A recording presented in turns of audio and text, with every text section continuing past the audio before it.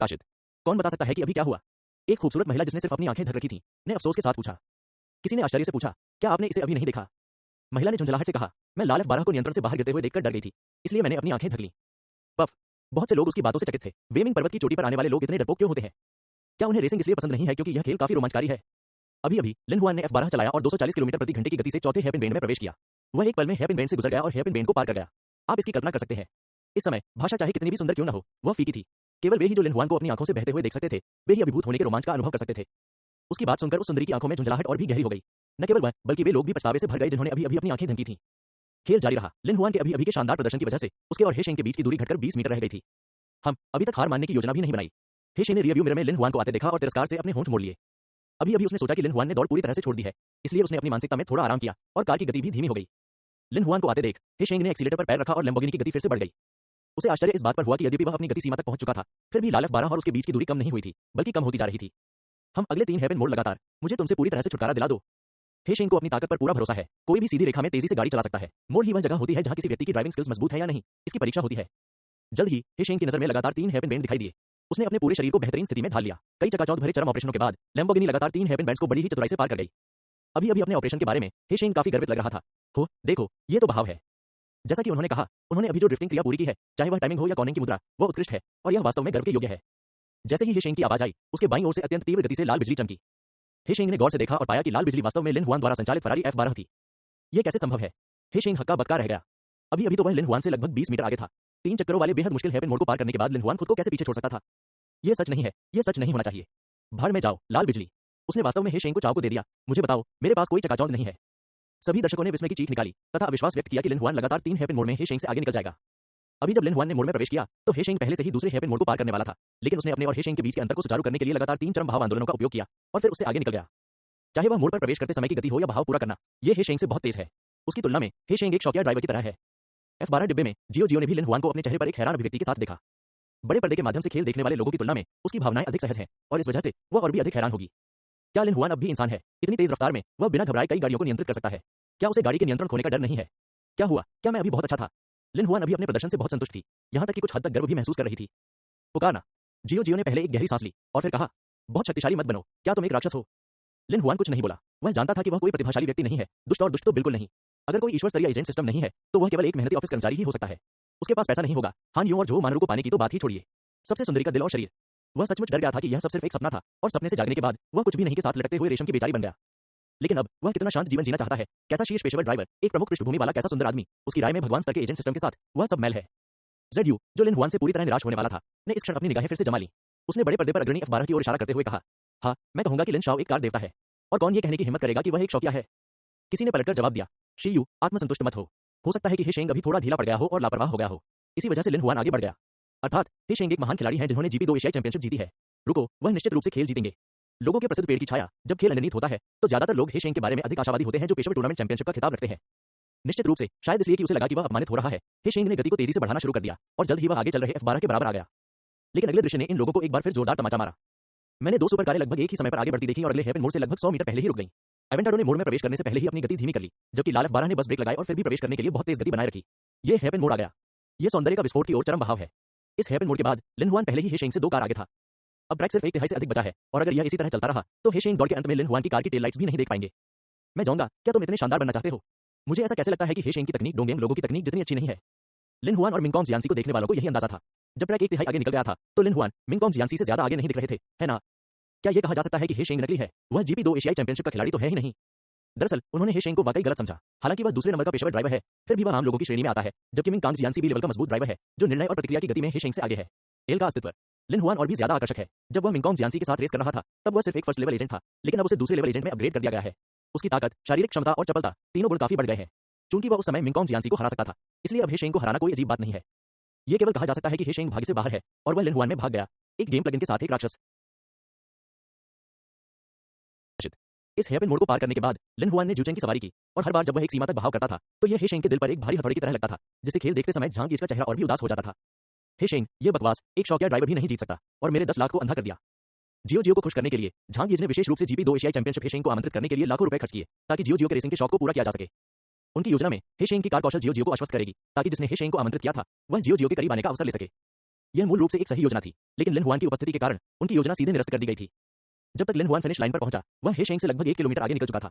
Drag racing की दुनिया में कहें तो हे शेंग लिन हुआन की कार की टेल लाइट्स भी नहीं देख पा रहा था। हे शेंग न सिर्फ हारे, बल्कि शालीनता से हारे भी। असल में वो लिन हुआन को जियांग से बाहर निकालना चाहते थे, लेकिन जिसे जियांग से बाहर निकाला गया, वो खुद ही बन गए, जो विडंबना ही थी। F12 अभी अभी रुका है और बड़ी स्क्रीन के सामने इसे देखने के लिए भीड़ उमड़ पड़ी है। खिड़की के शीशे के पार लिन हुआन ने बाहर का शोर सुना। जैसे ही उसने दरवाजा धक्का दिया और कार से बाहर निकला, एक चीख आसमान में गूंजी। एक युवक जिसने पहले लिन हुआन को तुच्छ जाना था, लाल चेहरे के साथ बोला, ग्रास, जब उन्होंने कहा कि तुम कार के देवता हो तो मुझे विश्वास नहीं हुआ, लेकिन अब मुझे विश्वास हो गया है, तुम कार के देवता हो। इस समय जेडयू को झुंझलाहट का एहसास हुआ। डोंगजी, क्या आपने नहीं कहा कि मैं लिन चेशन का प्रशंसक हूं? क्या आप अभी भी सोचते हैं कि मैं दिमागहीन हूं? डोंगजी नाम का युवक शर्मिंदगी से मुस्कुराया। उजी, भाई, मैंने गलत बात कह दी। मैं दिमाग से विकलांग हूं।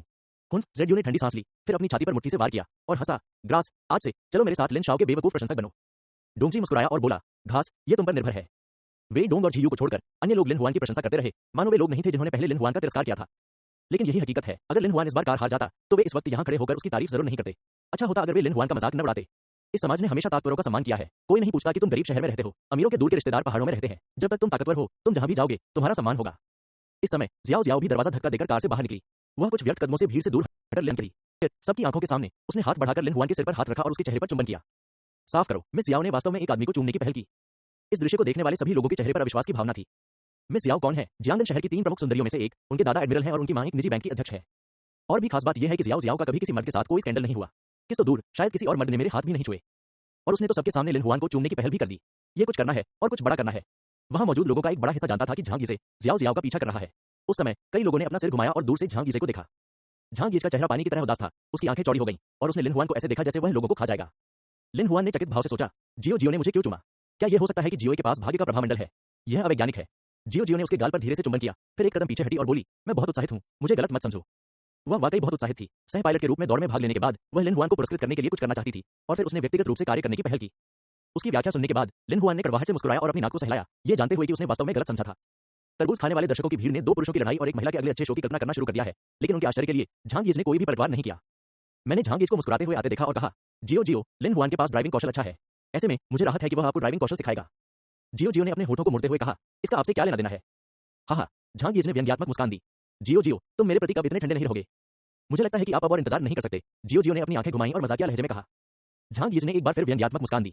इस समय हे शेंग लाल लैम्बोर्गिनी को फिनिश लाइन तक ले गया। वह उदास भाव से कार से बाहर निकला और झांग गीज के पास आकर बोला, माफ करना झांग शाओ, मैंने तुम्हें निराश किया। झांग गीज ने उदासीनता से अपना हाथ हिलाया। यह आपको दोष देने के लिए नहीं है, लेकिन आपका प्रतिद्वंद्वी बहुत मजबूत है। हे शेंग झांग गीजे की चीख सुनने के लिए तैयार था। उसे उम्मीद नहीं थी कि वह धीमी आवाज में खुद को दिलासा देगा, यह दुनिया क्या हो गई है। आश्चर्य के कारण हे शेंग कुछ देर तक बोल नहीं पाया। हे शेंग को सांत्वना देने के बाद झांग गीज ने लिन हुआन की ओर रुख किया और कहा, लिन शतरंज, भविष्य में जियो जियो की सुरक्षा आप पर निर्भर करेगी। लिन हुआन भी अचंभित था, लेकिन लोग मेरा एक पैर का सम्मान करते थे और मैं दूसरों का। चूंकि दूसरे पक्ष ने ऐसा कहा था, इसलिए उसके लिए बदबूदार चेहरा बनाना आसान नहीं था। इसलिए उसने मुस्कुराते हुए कहा, श्री झांग ने मजाक किया, मैं निश्चित रूप से उसकी सुरक्षा की गारंटी दूंगा। ठीक है, मुझे अभी भी कुछ काम है, मैं हुआचेंग लौटने के लिए एक विशेष विमान ले लूंगा। अगर लिन चेशन को हुआचेंग जाने का अवसर मिले तो वह मेरे पास आ सकता है। मैं उसका बहुत आदर सत्कार करूंगा। ये कहने के बाद उसने फिर से जियो जियो का अभिवादन किया, फिर मुड़कर फरारी स्पाइसी कार की ओर चला गया जो उसके आने पर चल रही थी। कार में बैठने के बाद उसके चेहरे की मुस्कान पूरी तरह गायब हो गई थी, उसकी जगह अंतहीन उदासी ने ले ली थी। झांग गीज ने अपना सेल फोन निकाला और एक कॉल डायल करते हुए कहा, मेरे लिए किसी से संपर्क करो। उसका नाम लिन हुआन है। इसके अलावा मुझे नहीं लगता कि हे शेंग को अब पेशेवर ड्राइवर बनने की जरूरत है। फोन रखने के बाद वो विश्व की सबसे सीमित 25 कारों में सवार होकर अनाम पर्वत की चोटी से चले गए। इस समय लिन हुआन ने जियो जियो को भीड़ से बाहर खींच लिया था और उसने पूछा, अरे, खेल शुरू होने से पहले आपने कहा था कि समस्या को हल करने में मेरी मदद करने का एक तरीका है, वह तरीका क्या है? जियो जियो ने कहा, मैं आपसे पूछूंगा, यहाँ दौड़ लगाने वाले लोग कौन हैं? लिन हुआन ने कुछ देर सोचा और कहा, ऐसे लोगों का एक समूह जो बहुत आलसी है। जियो जियो कुछ देर के लिए अवाक रह गया। लिन हुआन के शब्दों को एक अंधाधुंध हमला कहा जा सकता था, यहाँ तक कि उसकी बिना अंडे वाली औरत भी इसमें शामिल थी। लेकिन जब उसने झांग गीजे को शर्मिंदा होने दिया तो जियो जियो ने उसे माफ करने का फैसला किया। इसलिए उसने गहरी सांस ली और कहा, ये लोग जियांगन के सबसे बड़े भाई और सबसे बड़ी महिलाएं हैं और वे सभी रेसिंग से बहुत मोहित हैं। आप कौन हैं? इस बार लिन हुआन ने इसके बारे में लंबे समय तक सोचा और फिर अनिश्चितता से कहा, एक लटकता हुआ तार जिसे मेज पर नहीं रखा जा सकता। जियो जियो के माथे पर 3 काली रेखाएं उभर आईं और फिर वह चिल्लाया, आप एक कार देवता है। अभी अभी हुई रेस के बाद उनमें से अधिकांश आपके प्रशंसक बन गए होंगे। दूसरे शब्दों में, क्या उन्हें लो विज्ञान के जन्मदिन के रात्रिभोज में शामिल होने देना कोई मामूली बात नहीं है? सरल। लिन हुआन को इस पर विश्वास नहीं हुआ, लेकिन जिन माता पिता ने लुओ बिंग्यांग का निमंत्रण लौटाया था, वे इन भाइयों और बुजुर्गों के माता पिता हो सकते हैं। उन्होंने कुछ प्रतिरोध के कारण लुओ बिंग्यांग के निमंत्रण को अस्वीकार कर दिया। इन बच्चों ने कैसे सहमत होने की हिम्मत की? बेशक सामानों का यह समूह सभी निंदक स्वामी है। यह आपके जीवन का सबसे विद्रोही युग है। आप अनाम पर्वत बाइक हैं जिसने अभी अभी अपनी ताकत साबित की है। यह कहना अतिशयोक्ति हो सकती है कि आप 100 प्रतिक्रियाएं हैं, लेकिन बस उन्हें लुओ बिंग में भाग लेने दें। यांग का जन्मदिन का खाना। जियो जियो रुका और आराम से कहा, बहुत आसान टिलर। खैर, अगर वे सहमत भी हो जाए तो भी उनके माता पिता शायद सहमत नहीं होंगे। तब लिन हुआन ने अपने दिल में फिर से चिंता व्यक्त की। हाँ, तुम घर पर अच्छे बच्चे होगे। जियो जियो ने उसे तिरस्कार भरी नजर से देखा और फिर कहा, अगर वे अपने माता पिता की इस तरह बात मानते तो वे वेमिंग पर्वत की चोटी पर नहीं दिखाई देते। मैंने बस इतना कहा कि वे अपने जीवन की सबसे विद्रोही उम्र में हैं। जितना ज्यादा उनके माता पिता नहीं चाहेंगे कि वे ऐसा करें, वे उतना ही ज्यादा ऐसा करेंगे। तड़क। लिन हुआन ने अपनी उंगलियां चटकाईं और फिर अचानक उसे एहसास हुआ। ठीक है, मैं कुछ ही सेकंड में समझ गया, लेकिन मुझे क्या कहना चाहिए? जियाओ जियाओ ने अपना माथा ढक लिया और अवाक रह गई। काफी देर बाद उसने बेबसी से कहा, क्या बेवकूफ है, मुझे तुम्हारी मदद करने दो। जियो जियो ने मुड़कर भीड़ की ओर ताली बजाई और क्षेत्र में गश्त कर रही रानी की तरह कहा, मैं एक बात के बारे में बात करना चाहता हूँ। कल रात लुओ बिंगियान एक जन्मदिन के खाने की मेजबानी करेगा। लिन हुआन उसका हिस्सा होगा। मैं सभी को इसमें भाग लेने के लिए आमंत्रित करना चाहता हूँ। आह, लिन चेशन लुओ बिंगियान का सहायक निकला। मैं नहीं बता सकता। लिन चेशन की योग्यता को देखते हुए वह सहायक बनने को तैयार था। यह अविश्वसनीय है। हाँ, जब तक लिन चेशन चाहे वह रेसिंग के जरिए अपना नाम बना सकता है। पैसा, रुतबा और औरतें सब उसकी पहुंच में है। रुको, क्या यह संभव है कि लिन चेशन लुओ बिंगियान का पीछा कर रहा था? इसलिए मैं रगड़ता हूँ। मुझे लगता है कि यह वास्तव में आपके द्वारा कहा जाना संभव है। अरे, यह दुखी है। मैं मूल रूप से लुओ बिंगियान का पीछा करना चाहता था। वनकार देवता के साथ मैं कैसे सफल हो सकता हूँ? पफ, मजेदार। जियांगन शहर में बहुत सारे लोग हैं जो लुओ बिंगियान का पीछा करना चाहते हैं। क्या आप देखते हैं कि किस आदमी के साथ उसकी अफवाह है? फैंग जुनदाओ, हम सभी एक दूसरे को जानते हैं। पारिवारिक पृष्ठभूमि और रूप रंग सब अच्छे हैं और मैं लुओ बिंग से शादी करना चाहता हूँ। यान उसकी पत्नी है और परिणामस्वरूप देवी लुओ उसकी ओर देखती भी नहीं है। आप दुर्व्यवहार की तलाश न करें। इन लोगों की फुसफुसाहट सुनकर जियो जियो ने भौहें चढ़ाईं और पूछा, अरे, क्या तुम लिन हुआन को मोह दिखा रहे हो? मैं तुम्हें बता सकता हूँ कि अगर तुम अच्छा व्यवहार करोगे तो तुम उसे भविष्य में अक्सर देख सकते हो। प्रसिद्ध पहाड़ की चोटी पर लोगों के साथ दौड़ लगाओ। ये सुनकर सभी के चेहरों पर अदम्य खुशी झलक उठी। सचमुच? जियो जियो ने आत्मविश्वास से कहा, बेशक यह सच है। चूंकि लिन हुआन उसे दौड़ सिखाने के लिए सहमत हो गई है, क्या वह अनाम पर्वत की चोटी पर स्थान निर्धारित कर सकती है? लिन हुआन ने सिर हिलाकर सकारात्मक उत्तर दिया। ठीक है, मैं चलता हूँ।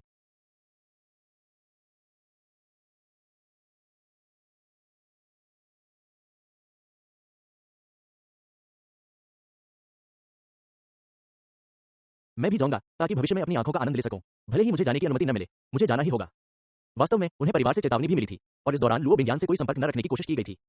लेकिन जैसा कि जियाओ जियाओ ने कहा, अगर वे बच्चे होते जो अपने माता पिता की बात सुनते तो वे दूसरों के साथ दौड़ लगाने के लिए वेमिंग पर्वत की चोटी पर नहीं आते। अब भविष्य में लिन शतरंज को अपनी कार कौशल दिखाने का प्रलोभन है। वे बिना ज्यादा विचार किए इसके लिए लगभग सहमत हो गए। ठीक है, मैंने जो तरीका बताया वह काम करता है ना?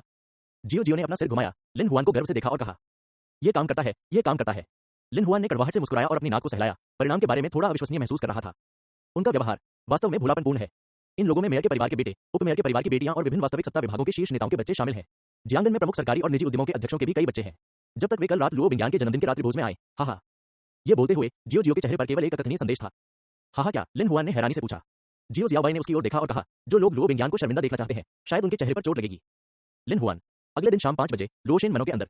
कल सुबह से अब तक जो मानरू जन्मदिन के खाने की तैयारी कर रही उत्सव योजना कंपनी को देख रही है, वह कल रात लुओशेन मनो के अतिथि कक्ष में रही और हुई दो इंटरनेशनल अपार्टमेंट नहीं लौटी। अब तक व्यस्त रात्रि भोज का आयोजन हो चुका है। विला की पहली मंजिल पर लॉबी में बर्फ और हिम के साम्राज्य की थीम और पवित्रता के प्रतीक सफेद रंग के साथ भोज का शानदार दृश्य है। मेहमानों के आराम करने के लिए सोफे और भोजन करने के लिए डाइनिंग टेबल तैयार की गई है तथा बीच में एक बड़ा खुला स्थान है जहां मेहमान बाद में नृत्य का आनंद ले सकते हैं। हॉल के दक्षिण पश्चिम कोने में जियांगन शहर का शीर्ष सिम्फनी ऑर्केस्ट्रा पहले से ही बैठा हुआ है। बाद में वे भोज में उपस्थित अतिथियों के लिए एक मधुर सिम्फनी प्रस्तुत करेंगे। मैं अंततः काम पूरा कर चुका हूँ। जो मानरू ने अपने माथे पर पसीने की बूंदें पोंछी और उपलब्धि की भावना के साथ कहा। उसके बगल में लिन हुआन ने आत्मीयता से जूस का गिलास दिया और कहा, थोड़ा जूस पी लो और आराम करो। जो मानरू ने पहले चारों ओर देखा और पाया कि कोई भी ध्यान नहीं दे रहा था, उसने शर्माते हुए चेहरे के साथ जूस लिया और कहा, ठीक है, धन्यवाद। अब तुम मेरी औरत हो, फिर तुम मेरे साथ इतनी विनम्र क्यों हो? लिन हुआन ने जानबूझकर असंतुष्ट होने का नाटक किया और कहा, मुझे इसकी आदत नहीं है। जो मानरू का आकर्षक चेहरा उस शर्मनाक दृश्य के बारे में सोचकर लाल हो गया जो पिछली रात हुआ था। मनरू, तुम बहुत सुंदर हो, मैं फिर से सोचता हूँ। जो मानरू के शर्मीले रूप को देखकर लिन हुआन उसे अपनी बाहों में लेने और प्यार करने के लिए इंतजार नहीं कर सका। बड़ा विकृत। इस स्पष्ट प्रेम वाक्य को सुनकर जो मानरू को अपने शरीर में केवल गर्मी का एक विस्फोट महसूस हुआ और कहीं फिर से नमी दिखाई दी। लिन हुआन, मनरू, तुम यहाँ क्या फुसफुसा रहे हो? लुओ बिंगियान, जो सज धज कर आया था, दूसरी मंजिल के बेडरूम से नीचे आया और लिन और तौसी को हैरानी भरी निगाहों से देखने लगा। कुछ नहीं, बस ये सुनिश्चित कर लो कि तुम्हें बाद में किस बात पर ध्यान देना है। जब लिन हुआन ने अपना सिर घुमाया तो उसने झूठ बोला, लेकिन तुरंत उसकी निगाह पूरी तरह से लुओ बिंगियान पर टिक गई। मैंने देखा कि उसने ऑड्री हेपबर्न की राजकुमारी की तरह बाल रखे थे और उसके सिर पर एक महिला का मुकुट था जिस पर सैकड़ों हीरे जड़े हुए थे जो प्रकाश में चमक रहे थे। पहले से ही परफेक्ट चेहरा हल्का मेकअप करने के बाद और भी खूबसूरत हो जाता है। यह कहना कोई अतिशयोक्ति नहीं होगी कि यह पूरे देश में है। उसने एक सफेद बिना आस्तीन का और लोकट वाला शाम का गाउन पहना था और उसका उभार आकर्षक लग रहा था। स्कर्ट के हेम को कैंची से तिरछा काट दिया गया था जिससे पतला बायां पैर दिखाई दे रहा था और दायां पैर लपेटा हुआ था जिसे केवल बगल से देखा जा सकता था। पैरों में क्रिस्टल के जूते पहने हुए छोटे और नाजुक रेड पैर उभरे हुए हैं जिससे लोग उन्हें अपने हाथों में पकड़ना चाहते हैं और अच्छा समय बिताना चाहते हैं। लिन हुआन की ऐसी निगाहों से घूरने पर लुओ बिंगियान का दिल कांप उठा और फिर उसने अस्वाभाविक रूप से अपना सिर घुमाकर दूसरी ओर देख लिया। किसी कारण से उसे उस दिन लिन हुआन को चूमने की बात याद आ गई। जो मानरू ने भी लिन हुआन की आंखों में तेजस्वी निगाहें देखी और थोड़ी देर के लिए थोड़ी ईर्ष्या ने उसे एक भयंकर नजर दी। लिन हुआन ने संभलकर अपनी नाक को अजीब तरह से छुआ और जो मानरू की तरफ माफी मांगते हुए मुस्कुराई। अपनी औरत के सामने दूसरी औरतों को ऐसी नजरों से देखना, यह व्यवहार वाकई थोड़ा गलत है। जो मानरू ने थोड़ा सा खर्राटा लिया और अपना सिर दूसरी ओर घुमा लिया। एक क्षण के लिए तीनों की बातचीत बंद हो गई और माहौल थोड़ा शर्मनाक हो गया। इस समय गृहस्वामी फूबो धीरे धीरे लुओ बिंगियान के पास गया और कहा, मिस, सबसे बड़े मालिक और दूसरी महिला यहाँ है। उनकी उपस्थिति के कारण मूल रूप से शर्मनाक माहौल ढीला था। लुओ बिंगियान ने अपनी भौहें उठाई और पूछा, केवल वे दोनों? फूबो ने सिर हिलाया और कहा, हाँ मिस। जब आवाज जमीन पर गिरी तो लुओ जियाजुन एक नेवी ब्लू प्लेट सूट पहने हुए और लुओ जियाजिया एक गुलाबी शाम की पोशाक पहने हुए पहली मंजिल पर लॉबी में चले गए। जैसे ही वह अंदर आई, लुओ जियाजिया ने हॉल के चारों ओर देखा और फिर अतिरंजित अभिव्यक्ति के साथ कहा, बहन, लेआउट अच्छा है, आपने बहुत सोचा होगा। बगल में खड़े लुओ जियाजुन ने मुस्कुराते हुए कहा, तो आपको पूछना ही होगा। इसका प्रबंध पेशेवर उत्सव योजना टीम द्वारा किया जाना चाहिए। लुओ बिंगयान ने भौहें चढ़ाकर दोनों भाई बहनों की ओर देखा और पूछा, क्या तुम लोगों ने यह नहीं कहा था? तुम लोग फिर से यहाँ क्यों आए हो? मैंने देखा कि लुओ जियाजिया ने अपनी आंखें घुमाई और खाने की मेज पर जाकर एक प्याला उठाया। उसमें थोड़ी सी रेड वाइन डालकर उसने अजीब अंदाज में कहा, अरे बहन, मैंने लोगों को कहते सुना है कि मैं आज रात तुम्हारे पास आऊंगी। शायद मेहमान बहुत कम होंगे, इसलिए मैं तुम्हारी लोकप्रियता बढ़ाने में मदद करने आई हूँ। यह मेरी मेहरबानी है, क्या तुम इसे स्वीकार नहीं करोगी? लुओ जियाजुन लापरवाही से सोफे पर जाकर बैठ गया और उसने अपने पैर ऊपर उठाए और चंचल स्वर में कहा, हाँ बहन, मैंने सुना है कि आपके द्वारा भेजे गए अधिकांश निमंत्रण वापस आ गए हैं। क्या यह सच है? भाई और बहन की बातें सुनकर लिन हुआन को पता था कि वे लुओ बिंगयान के उत्साह को देखने के लिए यहाँ आए थे और कोई अन्य संभावना नहीं थी। यकीनन उनकी बातें सुनकर लुओ बिंगयान का चेहरा तुरंत उदास हो गया। अगर पहले वो सिर्फ अंदाजा लगा रही थी, तो अब उसे 90% यकीन हो गया था कि उसने जो न्योता भेजा है वो उसके दोनों चाचाओं से जुड़ा है। ये सोचकर उसके दिल में थोड़े गुस्से के साथ साथ थोड़ा दुख भी हुआ, क्योंकि वही जड़ है। इतनी बेचैनी क्यों है? क्या परिवार में एक दूसरे का इस तरह हिसाब किताब करना जरूरी है? अरे, अब तुम बोलते क्यों नहीं? क्या तुम हमें आते हुए नहीं देखना चाहते? लुओ बिंगयान के चेहरे पर उदासी देखकर लुओ जियाजिया ने रेड वाइन का एक घूंट लिया और महसूस किया कि बचपन से लेकर अब तक वह इतनी सहज कभी नहीं रही थी। लुओ बिंगयान, एक बदतमीज बड़ी बहन, ने उसे जिंदगी भर दबाया। वह सबसे ज्यादा लुओ बिंगयान का उदास रूप देखना चाहती थी। आज आखिरकार उसे वो मिल गया जो वो चाहती थी। वो खुश कैसे न होती? इस समय लुओ जियाजुन जोर से हंसा। हे, छोटी बहन, तुमने बड़ी बहन को गलत समझा होगा। वह नहीं चाहती कि हम उसका शर्मनाक पक्ष देखें, तो तुम हमें आते हुए क्यों नहीं देखना चाहती? लुओ बिंगयान का चेहरा ठंडा पड़ गया और वह इसे सहन नहीं कर सकी और चिल्लाई, बस, अगर तुम यहाँ सिर्फ मुझ पर हंसने के लिए आए हो तो कृपया चले जाओ। लोशेन मनो तुम्हारा स्वागत नहीं करता। लुओ जियाजिया ने अपने होठों को मोड़ा और तिरस्कारपूर्वक कहा, टस्क, ऐसा लगता है कि लोशेन मनो आपकी निजी संपत्ति है। लुओ बिंगयान ने सजल आंखों से कहा, दादाजी ने मुझे लोशेन मनो दिया है, तो यह मेरी निजी संपत्ति है। लुओ जियाजिया ने अपनी आंखें घुमाई और अधिक तिरस्कारपूर्ण स्वर में कहा, हम, मुझे नहीं पता कि दादाजी मरने से पहले इतने भ्रमित थे या नहीं। उन्होंने आपको लोशेन मनो भी दे दिया। ये हास्यास्पद है। ये सुनकर लुओ बिंगयान का चेहरा एकदम ठंडा पड़ गया। वह पास आई और हाथ उठाकर लुओ जियाजिया के चेहरे पर एक जोरदार थप्पड़ जड़ दिया। साथ ही उसने कहा, मैंने ये थप्पड़ दादाजी के लिए मारा है। तुम्हारी हिम्मत कैसे हुई मुझे मारने की? लुओ जियाजिया को बचपन से ही इस तरह की शिकायत का सामना करना पड़ा था और वह वापस लड़ने वाली थी जब अचानक उसके पीछे से एक चिल्लाहट आई, जियाजिया, तुम क्या करने जा रही हो? भाई जुनदाओ। यह आवाज सुनते ही लुओ जियाजिया ने तुरंत अपना सिर घुमाया और आश्चर्य से कहा। सफेद अरमानी सूट पहने, हाथ में फूल लिए फैंग जुनदाओ अंदर आया। उसने गंभीर चेहरे के साथ पूछा, जियाजिया, क्या तुम बस बिंगयान खेलना चाहती थी? लुओ जियाजिया ने दुखी होकर कहा, भाई जुनदाओ, उसने मुझे पहले मारा था, इसलिए मैं वापस लड़ना चाहता था, लेकिन मेरा इरादा खुद को उकसाने का नहीं था। क्या बिंगयान तुम्हें मारने वाला है? फैंग जुनदाओ ने पहले तो उसे हैरानी भरी नजरों से देखा, फिर कहा, यह पहले तुम्हारी बदतमीजी की वजह से होगा, है ना? भाई जुनदाओ। लुओ जियाजिया के चेहरे पर शिकायत और भी ज्यादा थी। उसी समय उसने हाथ बढ़ाकर फैंग जुनदाओ का हाथ पकड़ लिया, उसे 2 बार बच्चे की तरह हिलाया और आगे कहा, क्या मैं तुम्हारे दिल में इतनी असहनीय हूं? फैंग जुनदाओ के चेहरे पर घृणा की झलक दिखाई दी। उसने बिना किसी निशान के अपना हाथ मुक्त कर दिया और गहरी आवाज में कहा, मुझे बिंगयान पर विश्वास है, वो इतनी दुष्ट महिला नहीं है। तुम, लुओ जियाजिया ने गुस्से से कहा। उसका चेहरा बेहद बदसूरत था। वह फैंग जुनदाओ को पसंद करती है, सिवाय इसके कि उसने सीधे तौर पर उसके सामने अपनी बात नहीं रखी है। उसने लगभग बाकी सब कुछ किया है, लेकिन जो बात उसे पागल बनाती है वह यह है कि फैंग जुनदाओ शायद ही कभी उसकी तरफ सीधे देखता है। इसके विपरीत फैंग जुनदाओ द्वारा लुओ बिंगयान का पीछा करने से राहगीरों को ऐसा प्रतीत हुआ मानो वह लुओ जियाजिया के चेहरे पर वार कर रहा हो। ये सोचकर लुओ जियाजिया की लुओ बिंगयान के प्रति ईर्ष्या फिर से गहरी हो गई। बिंगयान, जन्मदिन मुबारक हो। फैंग जुनदाओ ने लुओ बिंगयान के सामने गुलाब का बड़ा गुलदस्ता दिया और मुस्कुराते हुए कहा। लुओ बिंगयान ने हल्के से धन्यवाद कहा और फिर फूलों को उठाकर सोफे के बगल में कॉफी टेबल पर रख दिया। यह दृश्य देखकर लुओ जियाजिया का चेहरा और भी बदसूरत हो गया। अगर फूलों का यह गुलदस्ता उसे जुनदाओ के भाई ने दिया होता, तो वह इसे अपनी मर्जी से फेंकने के बजाय इसे खजाने की तरह जरूर रखती। ये देखकर फैंग जुनदाओ ने एक व्यंग्यात्मक मुस्कान दी। बिंगयान, मैंने फूलों की दुकान में फूलों के इस गुलदस्ते को एक-एक करके चुनने के लिए बहुत सोचा है। तुम, अरे, लुओ बिंगयान ने हल्के से मुस्कुराते हुए कहा, धन्यवाद, लेकिन अगली बार आपको इसके बारे में चिंता करने की जरूरत नहीं है, क्योंकि मुझे गुलाब पसंद नहीं है। उसकी बात सुनकर लिन हुआन को फैंग जुनदाओ के लिए बहुत दुख हुआ। लुओ बिंगयान एक दबंग महिला राष्ट्रपति बनने के लायक है, भले ही वह दूसरों को इज्जत न दे, वह नीचे गिरने को तैयार है। फैंग जुनदाओ ने निराशा से मुस्कुराते हुए कहा, खैर, सौभाग्य से मैंने आपके लिए एक से अधिक जन्मदिन का उपहार तैयार किया है, अन्यथा यह वास्तव में शर्मनाक होता। लुओ बिंगयान ने अपनी भौहें उठाई और कुछ नहीं कहा। क्या तुम सोच रहे हो कि मैंने तुम्हारे लिए जन्मदिन का कौन सा तोहफा तैयार किया है? फैंग जुनदाओ रहस्यमयी ढंग से मुस्कुराया और फिर बोला, जब सारे मेहमान आ जाएंगे तब मैं उसे निकाल लूंगा। मैं गारंटी दे सकता हूं कि तुम्हें वह तोहफा जरूर पसंद आएगा। ये कहने के बाद फैंग जुनदाओ ने थोड़ा खाली भूस दृश्य देखा, फिर अपनी भौहें उठाई और कुछ संदेह के साथ पूछा, अब लगभग 6 बज चुके हैं, अभी तक कोई मेहमान यहाँ क्यों नहीं आया है? इस समय सोफे पर बैठे लुओ जियाजुन ने मुस्कुराते हुए कहा, फैंग शाओ, क्या आपने इसके बारे में नहीं सुना है? फैंग जुनदाओ ने हैरानी से पूछा, तुमने क्या सुना? लुओ जियाजुन के मुंह का कोना उल्टा हो गया और उसने मजाकिया लहजे में कहा, बहन, लगता है उसने किसी को नाराज कर दिया है। निमंत्रण पाने वाले ज्यादातर मेहमानों ने निमंत्रण वापस कर दिया है। आज रात के जन्मदिन के खाने में शायद ज्यादा कुछ नहीं है, कोई ना कोई तो शामिल होगा। क्या ऐसा कुछ है? सुनकर जुनदाओ ने कुछ असंतुष्ट होकर कहा, बिंगयान, तुम मुझे पहले ही क्यों नहीं बता देते? अगर तुम्हारे जन्मदिन के खाने में कोई बड़े मेहमान नहीं होंगे तो दूसरे लोग क्या सोचेंगे? उन्हें लगेगा कि लोशन समूह अब काम नहीं कर रहा है और उसका कोई पुराना प्रभाव नहीं रहा। ये बोलते हुए वह रुका, फिर भौहें चढ़ाते हुए बोला, इस तरह मेरे पास ऐसा होने से रोकने का एक तरीका है। लुओ बिंगयान ने कुछ देर सोचा और पूछा, समाधान क्या है? फैंग जुनदाओ ने आह भरते हुए कहा, हमारे फॉर्म परिवार का अभी भी जियांगन शहर के आधिकारिक तंत्र में कुछ प्रभाव है। अगर यह प्रचारित हो जाए कि तुम मेरी मंगेतर हो, तो शायद कुछ बड़े मेहमान तुम्हारे जन्मदिन के खाने पर आएंगे। अध्याय 135, मिशन असंभव। जब यह टिप्पणी सामने आई तो श्रोतागण आश्चर्यचकित रह गए। फैंग जुनदाओ, ये ची गोगुओ की लूट है, लेकिन क्या वो लुओ बिंगयान के लिए बहुत छोटा है? क्या वो शादी के लिए इतना धमकी भरा तरीका अपनाने को राजी हो सकती है? सबको आश्चर्यचकित करते हुए लुओ बिंगयान ने गहरी सांस ली और कहा, क्या यह सच है कि जब तक मैं घोषणा करती हूं कि मैं आपकी मंगेतर हूं, तब तक निमंत्रण वापस करने वाला हर व्यक्ति आपके यहां आएगा? इसका क्या मतलब है? क्या वह फैंग जुनदाओ के सुझाव से सहमत होने जा रही है? उसका ढीला स्वर देखकर फैंग जुनदाओ बहुत खुश हुआ, लेकिन वह जानता था कि जब वह सचमुच खुश नहीं होता तो उसे शांत और संयमित रहना चाहिए। ये सोचकर वह कड़वाहट से मुस्कुराया और बोला, ऐसा ही होना चाहिए। मेरे पिताजी का उन लोगों के साथ रिश्ता बहुत अच्छा है, अगर आप उन्हें मेरी मंगेतर के रूप में आमंत्रित करते हैं तो उन्हें मना नहीं करना चाहिए। ऐसा कहने के बाद फैंग जुनदाओ ने अपने शब्द बदल दिए, लेकिन बहुत शर्मिंदा मत हो। हालांकि मैं वास्तव में तुमसे एक पत्नी के रूप में शादी करना चाहता हूं। अगर तुम नहीं चाहती तो तुम्हें ऐसा करने की जरूरत नहीं है। मैं अपने पिता को एक कॉल से हराने की कोशिश कर सकता हूं और उन्हें एक समाधान निकालने दे सकता हूं। बोलते बोलते फांग जुनदाओ के चेहरे के भाव बदल गए। पहले तो वह उत्सुकता से देखने लगा, फिर झिझका, फिर घबराया, निराश हुआ और अंततः दृढ़ हो गया। एक मुग्ध व्यक्ति की छवि निस्संदेह स्पष्ट थी। लो जियाजिया पहले से ही स्तब्ध है। एक अच्छा आदमी जुनदाओ भाई, सुंदर, युवा और सुनहरा, और एक महिला के साथ इतना मोहित। अगर वह लो बिंग्यान था तो वह पहले से ही सहमत होने के बाद मैं कहां शर्मिंदा हो सकता हूं। बस लो बिंग्यान के शब्दों को सुनो। मुझे आपसे वादा करना असंभव नहीं है, लेकिन मेरी एक शर्त है। फोंग जुनदाओ ने अपने दिल में उल्लास को दबा लिया और अपने स्वर में थोड़ा कांपते हुए पूछा, जब तक आप मेरी मंगेतर बनने का वादा करती हैं, चाहे आप कोई भी शर्त रखें, मैं आपसे वादा करूंगा। लो जियाजुन के चेहरे के भाव बदल गए। उसने सोचा था कि लो बिंग्यान फांग जुनदाओ की मंगेतर बनने के लिए बिल्कुल राजी नहीं होगी। अब वह राजी कैसे हो सकती है? यदि लो बिंग्यान वास्तव में घोषणा करती है कि वह फैंग परिवार की भावी बहू है, तो क्या भविष्य में लोशन समूह का उपनाम लो होगा? लो बिंग्यान के पास 35% शेयर है और हानशेंग के पास 30% शेयर है, तो फैंग परिवार के पास लोशन समूह के 65% शेयर है। इस तरह लोशन समूह का नाम बदलकर फैंगशन समूह कर दिया जा सकता है। तो लो जियाजुन जल्दी से खड़ा हो गया और उत्साहित होकर बोला, बहन, आप उससे वादा नहीं कर सकती। फैंग जुनदाओ ने मुड़कर उसे तीर की तरह घूरा। वह चुप हो गया। लो बिंग्यान ने अपनी भौहें उठाई और चंचलता से कहा, मैं उससे सहमत क्यों नहीं हो सकती? लो जियाजुन का स्वर स्थिर था। वह निश्चित रूप से सभी से अपनी चिंताएं सुनने की अपील नहीं कर सकता था, लेकिन कुछ देर तक उसे कोई और स्पष्टीकरण नहीं मिला, इसलिए वह बिना बोले वहीं खड़ा रह सका। लो बिंग्यान ने व्यंग्यात्मक लहजे में कहा, चलो इस बारे में बात करते हैं। क्या ऐसा इसलिए है क्योंकि दूसरे चाचा और तीसरे चाचा इधर उधर घूम रहे हैं, इसलिए मैंने जो निमंत्रण भेजा था उसे अधिकांश लोगों ने वापस कर दिया? यह लो जियाजुन बोलने में झिझका। यह घटना वास्तव में उसके पिता और तीसरे चाचा द्वारा की गई थी और उन्होंने ऐसा केवल लो बिंग्यान को बदनाम करने के लिए किया था और इसका कोई अन्य अर्थ नहीं था। लेकिन उन्हें हैरानी हुई कि उनके इस प्रयास का नतीजा आश्चर्यजनक रूप से अच्छा निकला। उन्होंने सोचा कि एक तिहाई मेहमानों को डिनर पार्टी में न आने के लिए मना पाना अच्छा रहेगा। कौन जाने आखिर में ज्यादातर मेहमानों ने निमंत्रण वापस कर दिए। इस मामले में लो जुन और लो वू भाई गर्व से पागल हो गए थे। लो बिंग्यान की तुलना में वे लो परिवार के असली लोगों जैसे ज्यादा थे। ये देखकर लो बिंग्यान ने मजाकिया अंदाज में हंसते हुए कहा, अगर हमारा परिवार एक साथ काम कर सकता है और बिना किसी साजिश के एक दूसरे की गणना कर सकता है, तो आज ऐसा कुछ कैसे हो सकता है? चूंकि आप परिवार के सदस्य होने के नाते मुझ पर इतना भरोसा करते हैं और मुझे दबाते हैं, एक कमजोर महिला होने के नाते मैं भरोसा करने लायक कोई पुरुष क्यों नहीं ढूंढ सकती? बोलने के बाद लो बिंग्यान का चेहरा थका हुआ दिखाई दिया। आज के बाद मैं एक 28 वर्षीय बची हुई महिला हूं और मुझे शादी करने के लिए एक आदमी ढूंढना चाहिए। जब से लो परिवार के दो भाई बहन हॉल में दाखिल हुए हैं, लिन हुआन और झो मानरू चुपचाप खड़े हैं। लो बिंग्यान की बातें सुनकर वे चिंता भरी आंखों से एक दूसरे को देखने लगे।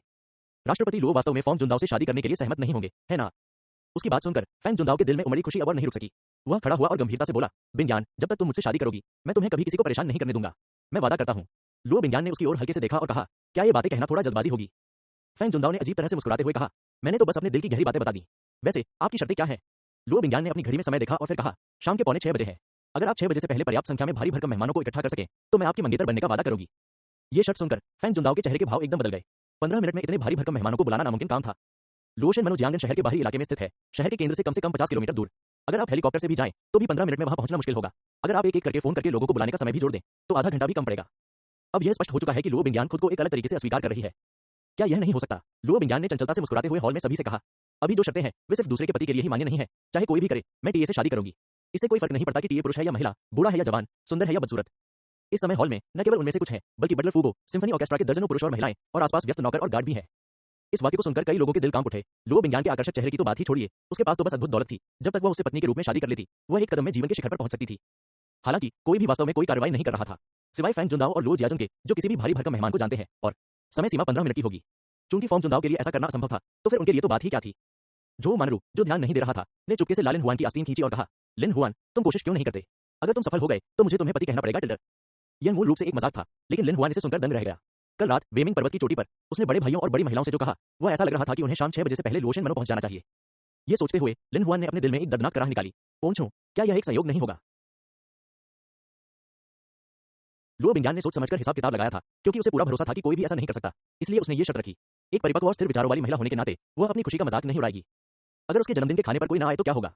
बदनामी किस बात की? लो बिंग्यान जैसी महिला जो पूर्णता के इतने करीब है, उसका आत्मविश्वास इतना प्रबल है कि आम लोग उसकी कल्पना भी नहीं कर सकते। उसे अपनी इज्जत के लिए किसी और की जरूरत ही नहीं है। फैंग जुनदाओ के उदास चेहरे को देखकर उनका इरादा लो बिंग्यान को मेहमानों को आमंत्रित करने में मदद करने के लिए फोन उठाने का नहीं था। समय सीमा 15 मिनट है, क्या ये कोई गड़बड़ है? बस हार मान लो। लेकिन सौभाग्य से कोई भी लो बिंग्यान की शर्त को पूरा नहीं कर सकता, अन्यथा वह वास्तव में आज चावल चुरा लेता। हर मिनट समय बीतता गया और ऐसा लग रहा था कि लो बिंग्यान द्वारा तय किया गया समय निकट आ रहा है और कोई मेहमान नहीं आया है। सिम्फनी ऑर्केस्ट्रा के लोग फुसफुसाने लगे, अरे, ऐसा लगता है कि कोई भी इस कार्य को पूरा नहीं कर सकता। बेशक, क्या आपको लगता है कि मिस्टर लो अपने जीवन भर की घटनाओं को तय करने के लिए इतना लापरवाह तरीका अपनाएंगे? सपना देख रहे हैं? मुझे मत बताओ, मैं इसे सचमुच गंभीरता से लेता हूं, लेकिन दुर्भाग्य से मैं ऐसा नहीं कर सकता। बकवास, अगर कोई ऐसा कर सकता तो वह ऐसा नहीं कहती। अगर कोई सचमुच ऐसा करता है, तो क्या वह वापस जाएगी? यह ऐसा नहीं होना चाहिए। लो बिंग्यान ने इतने सारे लोगों के सामने शब्दों और पानी के छींटे से ऐसा वादा किया था। अगर कोई ऐसा करता, तो उसे पछतावा नहीं होता। सौभाग्य से वह समय जल्द ही आ रहा है और ऐसा लगता है कि कोई भी उसकी शर्त पूरी नहीं कर सकता। इस समय एक काले सूट में एक सुरक्षा गार्ड अंदर आया और बोला, मिस, बाहर सैकड़ों सुपरकारों की एक टीम है और नेता ने कहा कि वे सभी मिस के जन्मदिन के खाने के लिए यहाँ हैं, लेकिन वे हैं, कोई निमंत्रण नहीं है, इसलिए मैं उन्हें अंदर जाने की हिम्मत नहीं कर सकता। इस गार्ड ने बोलते समय जानबूझकर अपनी आवाज कम नहीं की, इसलिए कई लोगों ने इसे सुना, जिनमें फैंग जुनदाओ, लो जियाजुन और लिन हुआन शामिल थे। मैं रगड़, जी वे वास्तव में आए। पहरेदारों की बातें सुनकर लिन हुआन का दिल बैठ गया। अनाम पहाड़ की चोटी पर ज्यादातर लड़के लड़कियां सुपरकार हैं, क्या सैकड़ों सुपरकारों की यह टीम उनकी होगी? सैकड़ों सुपरकारें। ये सुनकर लुओ बिंगयान की भौहें तन गई और फिर उसने फेंग जुनदाओ को देखने के लिए मुड़कर देखा और पाया कि उसका चेहरा भी संदेह से भरा था और उसका लटका हुआ दिल ढीला पड़ गया। जब तक ये लोग फेंग जुनदाओ को नहीं मिल जाते, लुओ बिंगयान ने अपने दिल में संदेह को दबाते हुए धीरे से पूछा, नेता का नाम क्या है? गार्ड ने संक्षेप में बताया और कहा, उसने कहा था कि उसका नाम जेडयू है। आवास और शहरी ग्रामीण विकास निदेशक जी जिंजिया का बेटा। लुओ बिंगयान ने भी जेडयू का नाम सुना था, लेकिन उसके और जीयू के बीच कोई मेल नहीं था। वह अचानक उसके जन्मदिन के खाने पर क्यों आ गया? संदेह संदेह में बदल गया। लुओ बिंगयान ने व्यक्तिगत रूप से उनका अभिवादन करने के लिए बाहर जाने का फैसला किया, इसलिए वह लिन हुआन और झो मानरू की ओर मुड़ी और कहा, जाओ आओ और मेरे साथ देखो। ओह, लिन हुआन थोड़ी देर के लिए हिचकिचाया और थोड़ी देर बाद कड़वाहट से कहा, मुझे जाने की जरूरत नहीं है ना? क्या बात है? लुओ बिंगयान हैरान था, बस मेहमानों का स्वागत करने के लिए दरवाजे तक गया। लिन हुआन ऐसा क्यों लग रहा था जैसे वो युद्ध के मैदान में हो? झो मानरू भी बहुत हैरान था, क्योंकि मिस्टर लो ने वह शर्त बताई थी। लिन हुआन थोड़ा कृतघ्न लग रहा था, क्या वह इसे आजमाने की योजना बना रहा है? यह सोचकर झो मानरू को ईर्ष्या महसूस हुई। लिन हुआन ने कड़वाहट से मुस्कुराते हुए अपनी नाक को छुआ और पूछा, श्री लो, मैं पूछना चाहता हूँ, क्या जीयू एक भारी मेहमान है? लुओ बिंगयान ने संक्षेप में विचार किया, फिर अपना सिर हिलाया और कहा, छोड़ दो, यह गिनती में नहीं आता। यदि वह अपने पिता का प्रतिनिधित्व करता है तो वह एक भारी भरकम अतिथि है। यदि वह केवल अपना प्रतिनिधित्व करता है तो वह गिनती में नहीं आता। पुकारना। लिन हुआन ने चुपके से राहत की सांस ली और कहा कि उसके लिए लुओ बिंगयान के लिए लालची दिल न रखना असंभव है, लेकिन एक तरफ उसे नेता द्वारा सौंपा गया था और वह लुओ बिंगयान की रक्षा के लिए यहाँ आया था। वह सिर्फ एक रक्षक की भूमिका निभा रहा था। दूसरी ओर उसका तो बस झो मानरू के साथ रिश्ता था। अगर उसने संयोग से यह शर्त पूरी कर दी और लुओ बिंगयान ने सचमुच अपना वादा पूरा कर दिया तो झो मानरू क्या सोचेगा? तो ऐसा नहीं है कि वह इसे पूरा नहीं करना चाहता, बल्कि कर नहीं सकता।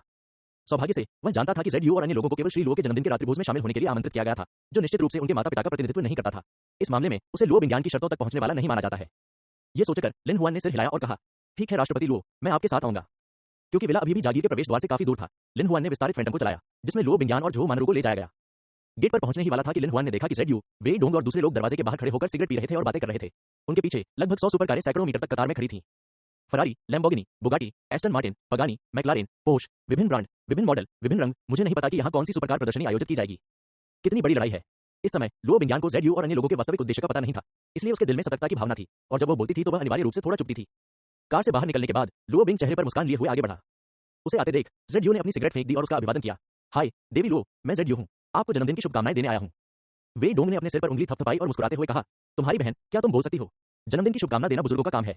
उसने अपना गला साफ किया, मुड़कर चेहरे पर मुस्कान के साथ लुओ बिंगयान से कहा, श्रीमान लुओ, भाइयों मैंने सुना है कि आप आज अपना जन्मदिन मना रहे हैं, इसलिए मैं आपको खुश करने के लिए यहाँ आया हूँ।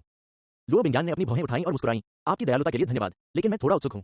लगता है कि मेरी आपसे गहरी दोस्ती नहीं है, कैसे? जेडयू की तरह वे डोंग भी दूसरी पीढ़ी के प्रसिद्ध अधिकारियों में से एक है।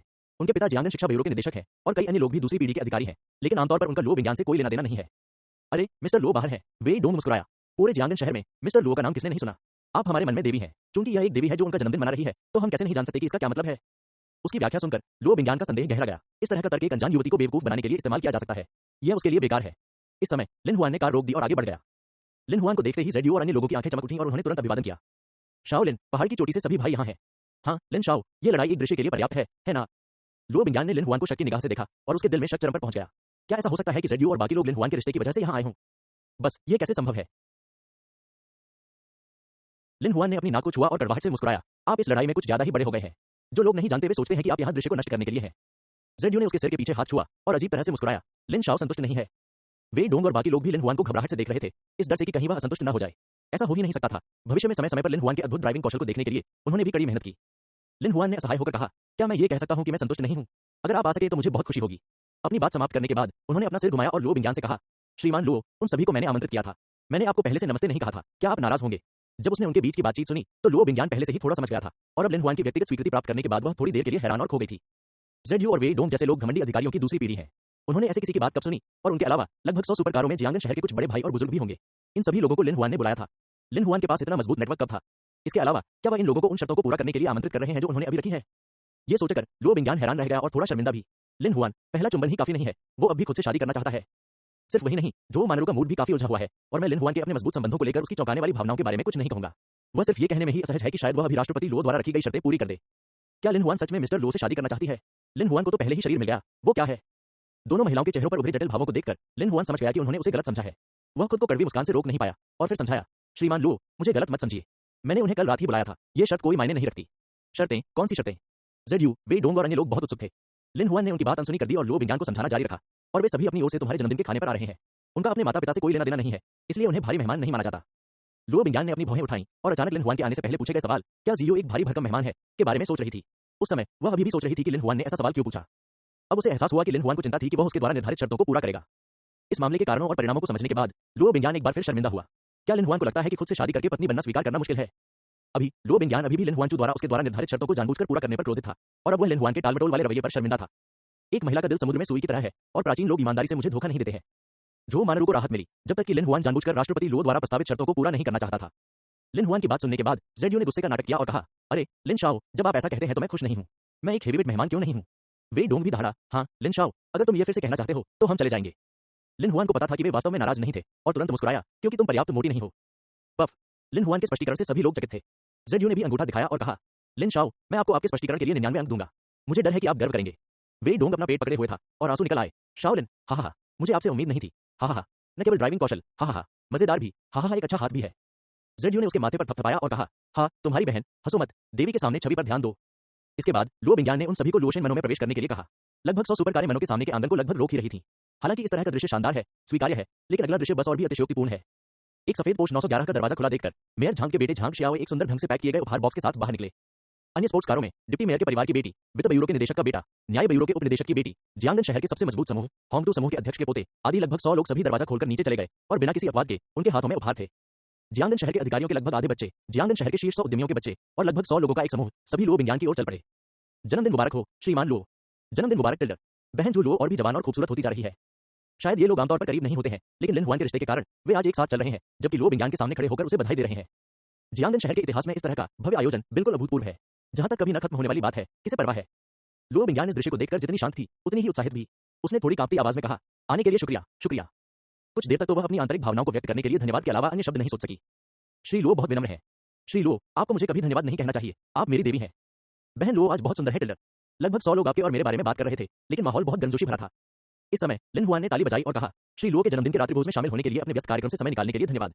रात्रिभोज का दृश्य तैयार हो गया है, कृपया मेरे साथ दृश्य में आइए। चलिए एक ड्रिंक लेते हैं और बातें करते हैं। ठीक है, लिन चेशेन की बात सुनो। हाँ, पी लो और बातें करो। इन बड़े भाइयों और युवा महिलाओं के दिलों में लिन हुआन एक मूर्ति जैसा अस्तित्व है और उसने जो कहा वह अभी भी बहुत प्रभावी है। इस समय लो बिंग्यान ने पहले ही कई नौकरों को बुला लिया था और उनके मार्गदर्शन में युवा स्वामियों और महिलाओं का यह समूह बातचीत और हंसी मजाक करते हुए एक सुव्यवस्थित पंक्ति में भोजस्थल की ओर चल पड़ा। लिन हुआन, धन्यवाद। लो बिंग्यान को लगा कि यह जन्मदिन की पार्टी बेहद सुनसान थी। किसने सोचा होगा कि लिन हुआन ने इतने सारे मजबूत पृष्ठभूमि वाले युवाओं को बुलाया है। उनके होते हुए लोशन समूह के प्रभाव पर सवाल उठाने की हिम्मत कौन करेगा। जो लोग जानबूझकर खुद को शर्मिंदा करने की कोशिश कर रहे हैं, क्या वे ये जानकर रोएंगे और शौचालय में बेहोश हो जाएंगे। लिन हुआन ने हाथ हिलाया और मुस्कुराते हुए कहा, श्री लो बहुत विनम्र है। मैं आपका सहायक हूँ, बॉस को कार्यमुक्त करना उचित है। शायद लो बिंग्यान को भी पता था कि वह केवल एक धन्यवाद के साथ अपना आभार व्यक्त नहीं कर सकती, इसलिए उसने सीधे विषय बदल दिया और कहा, आपने ये कैसे किया। अब लिन हुआन ने बताया कि कल वेमिंग पर्वत की चोटी पर क्या हुआ था। उसकी बात सुनकर लो बिंग्यान बहुत देर तक अवाक रही। उसने कभी नहीं सोचा था कि लिन हुआन इन लोगों को इस तरह आमंत्रित करेगा। लोगों के साथ रेसिंग, सबसे बड़े पेशेवर ड्राइवर, अनजान रोलर कार भगवान, मिस सियाओ के रेसिंग टीचर, कई बेटों और बड़ों के कार आइडल। क्या आपको यकीन है कि यह कोई फिल्म नहीं बना रहा है। जो मानरू की ग्रहणशीलता लो बिंग्यान से बेहतर है। आखिरकार उसने लिन हुआन के असाधारण ड्राइविंग कौशल का प्रत्यक्ष अनुभव किया है, लेकिन क्या वह पहले से ही इतना मजबूत है कि शीर्ष पेशेवर ड्राइवरों को गाली दे सके। जो मानरू का दिल गर्म हो जाता है जब वह सोचता है कि उसका आदमी इतना मजबूत आदमी है। बातें करते करते वे तीनों डिनर पार्टी में वापस चले गए। इस पल पहली मंजिल का हॉल अब पहले जैसा सुनसान नहीं रहा। जेडयू और उनका समूह हॉल के हर कोने में बिखरा हुआ था, लाल वाइन के गिलास लिए हुए, तरह तरह की मिठाइयां खा रहा था। वे पल भर में ही दोस्तों के झुंड से विनम्र सज्जनों में बदल गए और वे बेटियां पागल छोटी बहनों से सोशलाइट में बदल गईं। तीन लोगों, लो जियाजुन, लो जियाजिया और फॉन्ग जुनदाओ को छोड़कर सबके चेहरों पर खुशी की मुस्कान है। अभी तक वे यह मानने को तैयार नहीं है कि जियांगन शहर के ये शीर्ष युवा स्वामी और युवतियां लो के लिए यहां आए हैं। बिंग्यान भी उनके साथ शामिल हो गया। भाई जियाजुन, क्या आप जानते हैं कि क्या हो रहा है। अभी अभी लो बिंग्यान से कहे गए व्यंग्यात्मक शब्दों को सोचकर लो जियाजिया के चेहरे पर दर्द छा गया। इतने सारे लोगों के साथ आप उसकी लोकप्रियता बढ़ाने में कैसे मदद कर सकते हैं। नहीं जानती। लो जियाजुन ने भावशून्य भाव से सिर हिलाया। इस पल वह सचमुच स्तब्ध था। क्या उन लोगों ने निमंत्रण वापस नहीं किया। ऐसा लग रहा था जैसे वे खुद नहीं आए बल्कि अपने बच्चों को भेज दिया। क्या यह शर्मनाक नहीं है। फैंग जुनदाओ का चेहरा भी कांप रहा था। फैंग परिवार भी निमंत्रण वापस लेने में शामिल था, और सिर्फ फैंग परिवार ही नहीं बल्कि किन चोंग और तारो आसो भी। वरना लो जुन और लो वो के प्रभाव से वह कैसे प्रभावित हो सकता था। इतने सारे लोग। जो बात पक्की होनी थी वो अचानक इतना बड़ा मोड़ कैसे आ गया। ये पूर्वज कौन है। मां ने इन्हें बुलाया था। स्वाभाविक रूप से उन तीनों के चेहरे के भाव दूसरों की नजरों से बच नहीं सके। जेडयू ने डिंग वेदोग पर अपना हाथ रखा, फिर आंख मारते हुए कहा, वहां देखो, लो जियाजुन और लो जियाजिया एक मृत परिवार के सदस्य की तरह क्यों दिखते हैं। पफ वे डोंग, जिसने अभी अभी रेड वाइन का एक घूंट पिया था, लगभग थूक ही दिया। वह जोर से खांसने लगा और फिर हंसते हुए गालियां देने लगा। कैसे बोलते हो, कितना भी बोलो, वे भी तो देवी लुओ के परिवार वाले हैं। दूसरों को ऐसे ही गालियां देते हो। जेडयू ने तिरस्कारपूर्वक अपने होंठ मोड़े और कहा, काटो, देवी लुओ का ऐसा कोई परिवार नहीं है। क्या वे डोंग वास्तव में लो परिवार के बारे में ज्यादा नहीं जानता था। अभी जेडयू ने लो वो और दूसरों को लो बिंग्यान की बदमाशी के बारे में बताया। उसकी बात सुनकर वे डोंग ने तुरंत गुस्से से गाली दी। इन लोगों ने इतना पागलपन किया है। नहीं, जेडयू ने लो बिंग्यान के अनुभव के प्रति सहानुभूति जताते हुए आह भरी। इस समय लो जियाजिया बेशर्मी से उस व्यक्ति के पास गई जिसे वह जानती थी और इसके बारे में पूछताछ करने के लिए साइड में दस्तक दी, और जब उसे परिणाम पता चला तो वह उदास चेहरे के साथ वापस चली गई। लो जियाजुन ने घबराहट से पूछा, कैसे, उन्होंने क्या कहा। फैंग जुनदाओ भी उत्सुकता से वहां आया और मामले की सच्चाई जानना चाहता था। लो जियाजिया ने बिना कुछ कहे मक्खी खाने जैसा घृणित भाव बनाया और भौहें चढ़ा दी। ओह, तुम मुझसे मरने वाले हो। लो जियाजुन को असहज महसूस हुआ, जैसे वह अपने कान खुजा रहा हो। वह वास्तव में जानना चाहता था कि क्या हो रहा है। फॉन्ग जुनदाओ ने गहरी आवाज में पूछा, जियाजिया क्या हो रहा है। ये लिन हुआन है, लो जियाजिया ने काफी देर बाद कहा। लो जियाजुन आश्चर्यचकित था। लिन हुआन, यह वह कैसे हो सकता है। उसी समय फॉन्ग जुनदाओ ने भी कहा, लिन हुआन, यह फिर से वह क्यों है। जब आवाज गिरी तो दोनों ने एक दूसरे की ओर देखा, उनकी आंखें संदेह से भरी थीं। आज की गिनती करें तो लो जियाजुन लिन हुआन से 3 बार मिल चुका है, खासकर दूसरी बार। अपनी दौलत का दिखावा करने और दूसरी पीढ़ी का अमीर होने का दिखावा करने की रोजमर्रा की जिंदगी में वह असल में लिन हुआन के सहायक से हार गया था। जियाजुन इसे अपने जीवन की सबसे बड़ी शर्मिंदगी मानता था। लेकिन अगर लिन हुआन के पास थोड़ी सी भी धनराशि होती तो भी वह झांग शियाओए, जीयू अधिकारियों की दूसरी पीढ़ी, धनी अधिकारियों की दूसरी पीढ़ी को आमंत्रित नहीं कर सकता था। जहां तक फैंग जुनदाओ की बात है, वह लिन हुआन से 2 बार मिला था और पहली ही मुलाकात में एक शर्त में लिन हुआन से हार गया था। उसे अपने दोस्तों के बीच माथे पर मैं कमीना हूं लिखकर एक सेल्फी पोस्ट करने के लिए भी मजबूर किया गया था। लेकिन वह लो जियाजुन से अलग था क्योंकि वह जानता था कि लिन हुआन ने लो बिंगयान की परेशानियों को कई बार हल किया था और यही कारण था कि वह फिर से शब्द कहता था। लेकिन चाहे वह फैंग जुनदाओ हो या लो जियाजुन, वे दोनों ऐसे पुरुष हैं जिन्हें लिन हुआन ने नुकसान पहुंचाया है और लिन हुआन के प्रति उनकी नफरत लगभग एक जैसी है। दोनों पुरुषों से अलग लो जियाजिया ने अन्य चीजों पर ध्यान केंद्रित किया। लिन हुआन। अचानक लो जियाजिया की आंखें चमक उठीं और फिर वह जल्दी से हॉल के केंद्र में चली गई। उत्सव की योजना बनाने वाली कंपनी द्वारा तैयार वायरलेस माइक्रोफोन उठाया और कहा, हर कोई, मुझे कुछ कहना है। जैसे ही उसने ये कहा, हॉल में मौजूद सभी लोगों की नजर उस पर पड़ गई। लो जियाजिया ने उत्साह भरे स्वर में कहा, अभी अभी मेरी सबसे बड़ी बहन ने कहा था, अगर कोई 6 बजे से पहले पर्याप्त संख्या में भारी भरकम मेहमानों को इकट्ठा कर ले तो वह उससे शादी कर लेगी, चाहे वह व्यक्ति पुरुष हो या महिला, हमेशा जवान, सुंदर या बदसूरत। जैसे ही उन्होंने ये कहा, हॉल में कोई आवाज नहीं रही और फिर विस्मय की ध्वनि गूंज उठी। हे भगवान, देवी लो ने सचमुच ऐसा कहा? नहीं, ये तो बहुत मामूली बात है ना? क्या यह अभी भी वही देवी लो है जिसे मैं जानता हूं? जिस क्षण लो जियाजिया ने माइक्रोफोन उठाया, लो बिंगयान के दिल में एक बुरा पूर्वाभास हुआ, लेकिन लो जियाजिया ने बोलना बंद करने से पहले ही अपनी बात समाप्त कर दी। अब उसे क्या करना चाहिए? इनकार कर देना चाहिए। नहीं, इसे नकारा नहीं जा सकता। एक बार जब वह इसे इनकार कर देगी तो भविष्य में कोई भी उसकी बात पर विश्वास नहीं करेगा। लेकिन अगर वह इसे स्वीकार करती है तो क्या उसे वास्तव में लिन हुआन से शादी करने का अपना वादा पूरा करना होगा? लो जियाजिया ने विजयी भाव से दूर से लो बिंगयान को देखा और फिर आगे कहा, मुझे अभी पता चला है कि यहाँ आने वाले अधिकांश लोग लिन हुआन द्वारा आमंत्रित किए गए थे, तो क्या मैं इसे लिन हुआन समझ सकता हूँ? क्या यह मेरा भावी साला है? मैंने कहा, लिन शाओ ने हमें इतनी धूमधाम से जन्मदिन के खाने पर क्यों बुलाया? यह देवी लो का पीछा करने वाला निकला। हिस, यह बहुत बड़ी बात है। छी, पता चला कि अच्छी कार चलाने की कला वाला आदमी लड़कियों को छेड़ने में भी माहिर है। मैं समझ गया। भविष्य में जियांगन शहर में ली जियांग केवल लिन शाओ की सेवा करेगा। अपने आसपास बैठे लोगों की बातें सुनकर लिन हुआन व्यंग्यपूर्वक मुस्कुराया। उसने इस बारे में सोचा भी नहीं था। यह देखकर कि माहौल खुद ही गर्म हो रहा है, लो जियाजिया ने विजयी भाव से कहा, बहन, मैंने आपके लिए सब कुछ कह दिया है, क्या अब आपकी राय व्यक्त करने की बारी है? हम सभी की नजरें लो बिंगयान के शरीर पर टिक गईं। इतने सारे लोगों द्वारा देखे जाने के कारण लो बिंगयान को पता था कि अब उसे कुछ कहना होगा, लेकिन वह क्या कहे, स्वीकार करे या इनकार करे? कुछ समय के लिए लो बिंगयान दुविधा में था। तभी उपस्थित लोगों में से एक, लिन हुआन, सबको धक्का देकर हॉल के बीचों बीच चला गया। उसने लो जियाजिया से माइक्रोफोन छीन लिया और सभी से कहा, मैं यहाँ अपनी बात समझाना चाहता हूँ। श्री लो ने यह बात कही थी, लेकिन मैंने उनकी शर्तें पूरी नहीं की। तुम्हारा क्या मतलब है? लो जियाजिया ने भीड़ में यह कहा, ताकि लो बिंगयान को यह घोषणा करने के लिए मजबूर किया जा सके कि वह लिन हुआन से शादी करेगी, ताकि फॉर्म जुनदाओ उसका पीछा करना बंद कर दे। यह मूल रूप से एक अचूक रणनीति थी, लेकिन उसने कभी उम्मीद नहीं की थी कि लिन हुआन खड़ा होगा, और ऐसा लग रहा था कि वह अभी भी लो बिंगयान को माफ करने की योजना बना रहा था। क्या यह आदमी एक सेक्स है? न केवल लो जियाजिया, बल्कि हॉल में मौजूद हर कोई लिन हुआन को आश्चर्य से देख रहा था, समझ नहीं पा रहा था कि वह क्या करने जा रहा है। कितने पुरुष लो बिंगयान से अपनी पत्नी के रूप में शादी करने, पदोन्नति और वेतन वृद्धि, सीईओ के रूप में पदोन्नत होने, बाई फूमी से शादी करने और जीवन के शिखर तक पहुंचने का सपना देखते हैं। जब तक आप लो बिंगयान से शादी करते हैं, आप इसे सीधे कर सकते हैं। क्या ऐसे लोग हैं जो इतने मूर्ख हैं कि वे इतनी अच्छी चीज को भी अस्वीकार कर देंगे? लिन हुआन के मुंह का कोना सिकुड़ गया और उसने आगे कहा, क्योंकि श्री लो की स्थितियां त्रुटिपूर्ण है। मैं आपसे पूछती हूँ, हम पर्याप्त को कैसे समझें? बस लो जियाजिया दंग रह गया। पर्याप्त का मतलब कई ही होता है। ये सभी गैर मात्रात्मक विशेषण है। क्या एक दर्जन पर्याप्त से ज्यादा है? क्या दर्जनों पर्याप्त है या सैकड़ों पर्याप्त होने के लिए पर्याप्त है? क्या आप जवाब नहीं दे सकते? लिन हुआन ने सिर हिलाया और मुस्कुराया और आगे बोला, और एक और शर्त है, यानी एक भारी भरकम मेहमान। भारी भरकम मेहमान क्या होता है? क्या आप कोई मानक कोड बता सकते हैं? लो जियाजिया फिर से अवाक रह गई और किसी व्यक्ति के भारी भरकम मेहमान होने का आकलन करने का मानक लो बिंगयान के हाथ में था।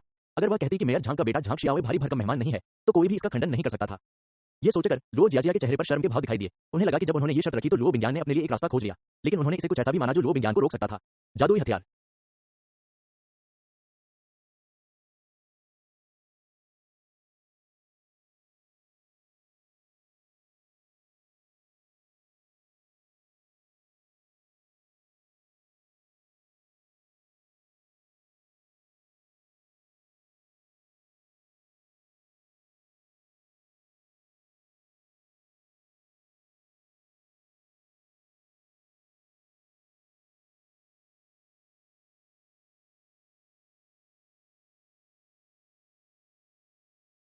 उसे चुप देखकर लिन हुआन ने कंधे उचकाए और कहा, तो राष्ट्रपति लो को बाहर आकर बयान देने की जरूरत नहीं है।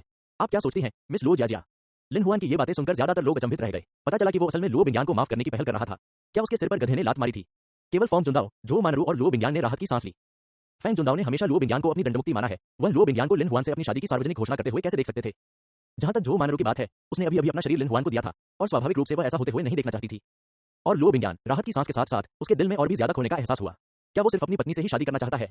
यह सिर्फ इतना है कि लिन हुआन ने लो बिंगयान के प्रति लो जियाजिया की नफरत की डिग्री को कम करके आंका। बस एक पल के नुकसान के बाद लो जियाजिया ने व्यंग्य करते हुए कहा, नहीं, मैं अभी भी चाहता हूं कि सबसे बड़ी बहन अपना रवैया व्यक्त करने की पहल करे। वह पलटी और लो बिंगयान पर चिल्लाई, बड़ी बहन, हालांकि लिन हुआन के शब्द बहुत ही उचित हैं, आप ही हैं जो शर्तें तय करती हैं। आपके लिए कितना पर्याप्त है? भारी वजन क्या है? लो बिंगयान ने आह भरी, ये जानते हुए कि आज की चीजें अच्छी तरह से नहीं की जा सकती। वह तुरंत लिन हुआन के पास गई, माइक्रोफोन उठाया और कहा, यह गलती है कि मैंने स्पष्ट रूप से नहीं कहा।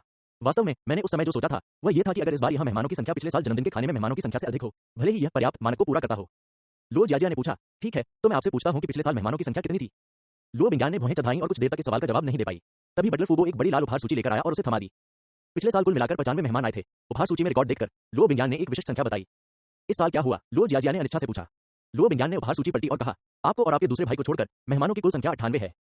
जेडयू और अन्य लोगों के हॉल में आने से पहले उन्होंने सभी उपहार दरवाजे पर नौकरों को सौंप दिए और घर के नौकरों ने उनके नाम भी उपहार पुस्तिका में दर्ज कर लिए। ये झूठ नहीं हो सकता। बहुत अच्छा, तो आमंत्रित अतिथियों की संख्या के लिहाज से लिन हुआन आपकी जरूरतों को पूरा करने वाला माना जा सकता है। लुओ जियाजिया ने व्यंग्यात्मक लहजे में पूछा। हैवीवेट वर्ग के बारे में क्या आपका मानक क्या है? यह लुओ बिंगान हिचकिचाया और रुक गया। क्यों, क्या आपके पास मूल्यांकन का कोई मानक नहीं है? लुओ जियाजिया ने चेहरे पर तिरस्कारपूर्ण भाव लाते हुए कहा, या आपको इस बात का अफसोस है कि आपने लिन हुआन को आपकी शर्तें पूरी करते देखा? लुओ बिंगान के चेहरे के भाव बदल गए। जैसे ही वह बोलने वाला था, बगल में खड़े लिन हुआन ने पहले कहा, मैं मिस्टर लुओ के लिए आपके इस सवाल का जवाब दे सकता हूं। जब मैं मेहमानों का स्वागत करने के लिए बाहर गया था, तो मैंने एक बार श्री लुओ से पूछा कि जीईओ एक भारी भरकम मेहमान है। श्री लुओ ने कहा कि अगर वह अपने पिता का प्रतिनिधित्व करता है, तो वह एक भारी भरकम मेहमान है। वह सिर्फ अपना प्रतिनिधित्व करता है, फिर उसकी गिनती नहीं होती। समानता के आधार पर वेई डोंग और झांग शाओ को इस मानक को लागू करने में सक्षम होना चाहिए, है ना? लुओ बिंगान ने हिचकिचाते हुए सिर हिलाया और काफी देर बाद कहा, हाँ, मैं वास्तव में यही कहना चाहता था। लिन हुआन ने अपनी उंगलियां चटकाई, फिर जेडयू और अन्य लोगों की ओर मुड़े और पूछा, मैं पूछना चाहता हूं, क्या आप अपनी ओर से या परिवार के बुजुर्गों की ओर से आए हैं? आपको मुझे सच्चाई से जवाब देना होगा। बोलते समय उसके स्वर में धमकी भरी आवाज थी। उसे सचमुच डर था कि कहीं जेडयू और उसके साथियों ने कोई हंगामा न कर दिया हो और कुछ अनुचित न कह दिया हो। जेडयू और अन्य लोग अभी बोलने ही वाले थे कि लगभग उसी समय उनके फोन बज उठे। कुछ देर तक हॉल में मोबाइल फोन की घंटियां बजती रहीं। रॉक, हैवी मेटल, पॉप, लोक आदि सभी प्रकार के संगीत बजते रहे। जेडयू और अन्य लोगों ने जल्दी से अपने मोबाइल फोन उठाए और फोन से कनेक्ट किया और दृश्य नियंत्रण से बाहर हो गया था।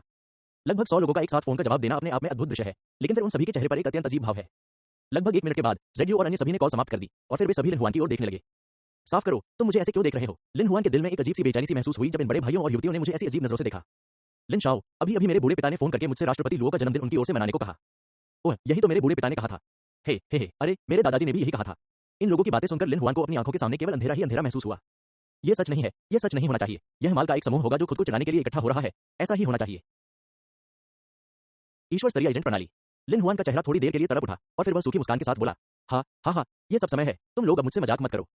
जेडयू ने कड़वाहट से कहा, लिन शाओ, मैंने वास्तव में आपके साथ मजाक नहीं किया। मेरे पिताजी ने वास्तव में ऐसा कहा था।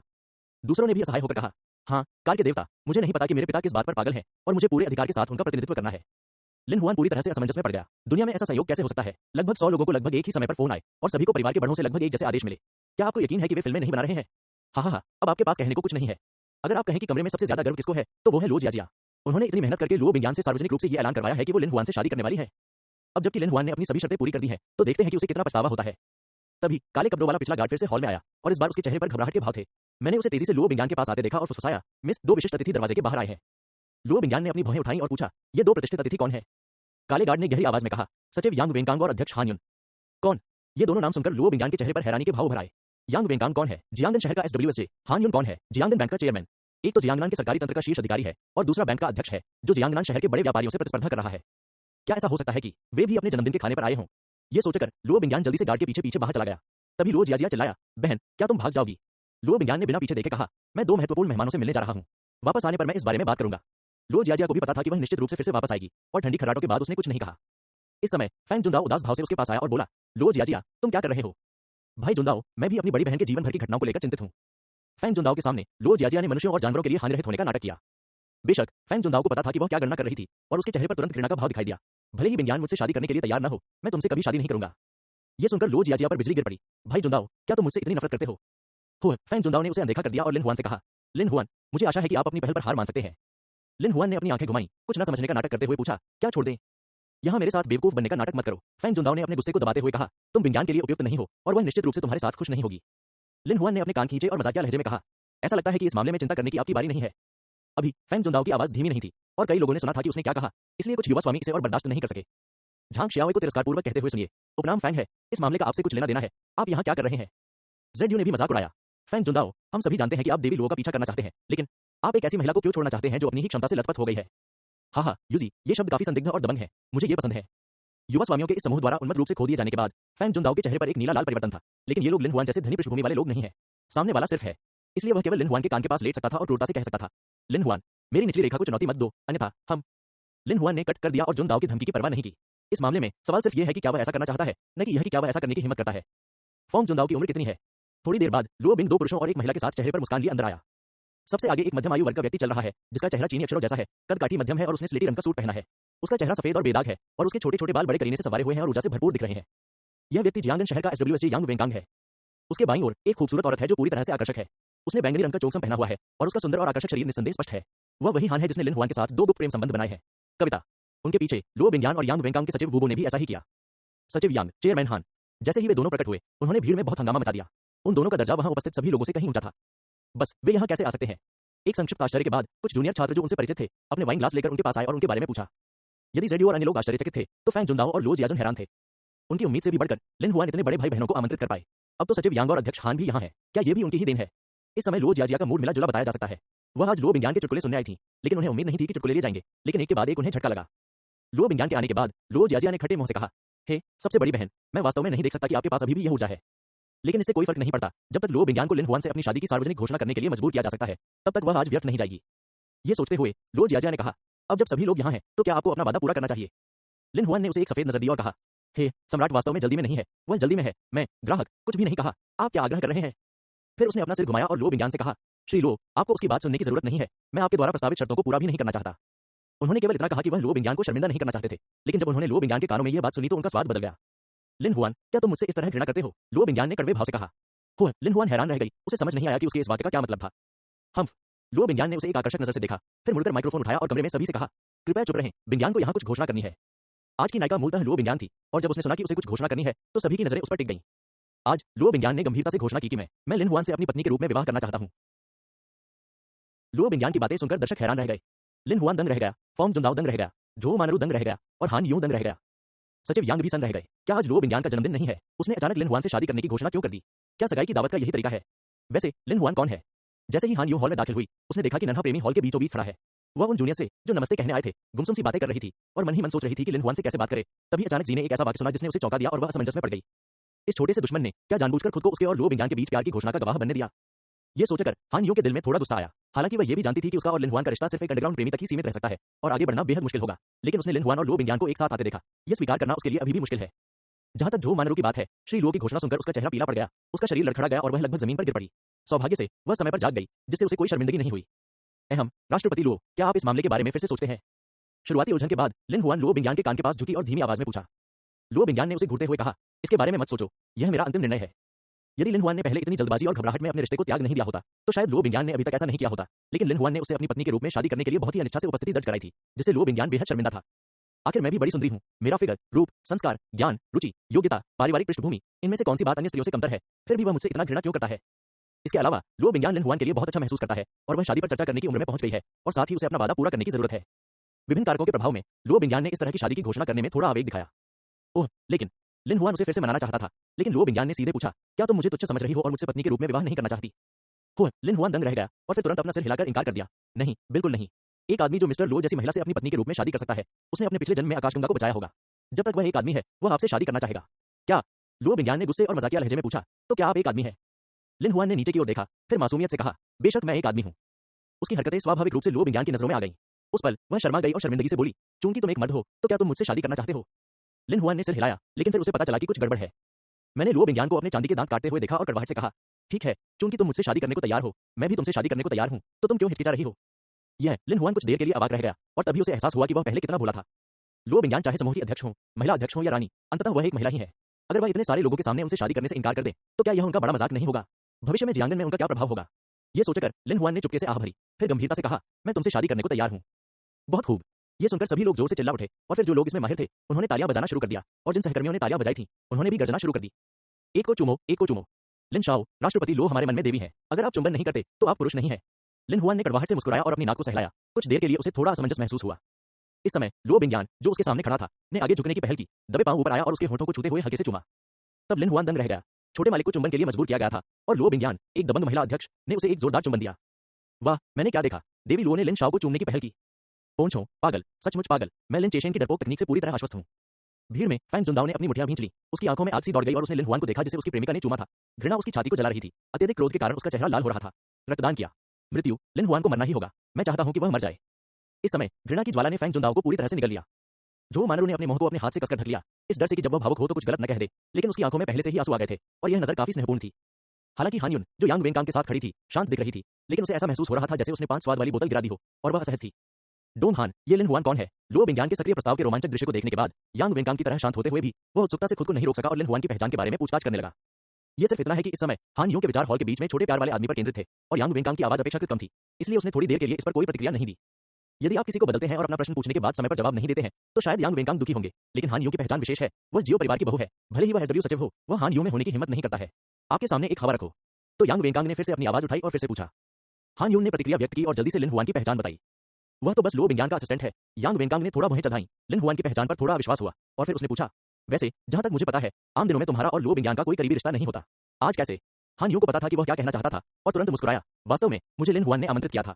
वह जियो का शिक्षक है, एक मां के रूप में मैं हमेशा उसे थोड़ा सा सम्मान देना चाहती हूँ। तो यही बात है। यांग वेंकांग ने अचानक ज्ञानवर्धक भाव से सिर हिलाया। हान यूं मुस्कुराया और बोला, सचिव यांग, जहां तक मुझे पता है आपके और लो बिंगयान के बीच कोई मेल नहीं है, कैसे? यांग वेंकांग ने हाँ कहा और मुस्कुराते हुए कहा, मुझे एक पुराने दोस्त ने अपनी भतीजी को खुश करने के लिए यहाँ आने का जिम्मा सौंपा था। पुराना दोस्त, भतीजी? हान यून ने कुछ देर सोचा और फिर कुछ नहीं पूछा। इस समय पूर्व गार्ड फिर से लो बिंगयान के पास गया और धीरे से कहा, श्रीमान लो, जो लोग पहले निमंत्रण लौटा चुके थे वे अब जागीर के द्वार पर आ गए हैं। उन्हें आपका जन्मदिन मनाने के लिए कहना है। आप देखिए प्रश्नवाचक चिन्ह उद्धरण चिन्ह। लो बिंगयान ने अपनी आंखें सिकोड़ ली, फिर यांग वेंकांग और हान यूं की ओर देखा जो भीड़ में चांद जैसे तारों से घिरे खड़े थे और जल्दी से इस घटना का कारण और प्रभाव समझ गए।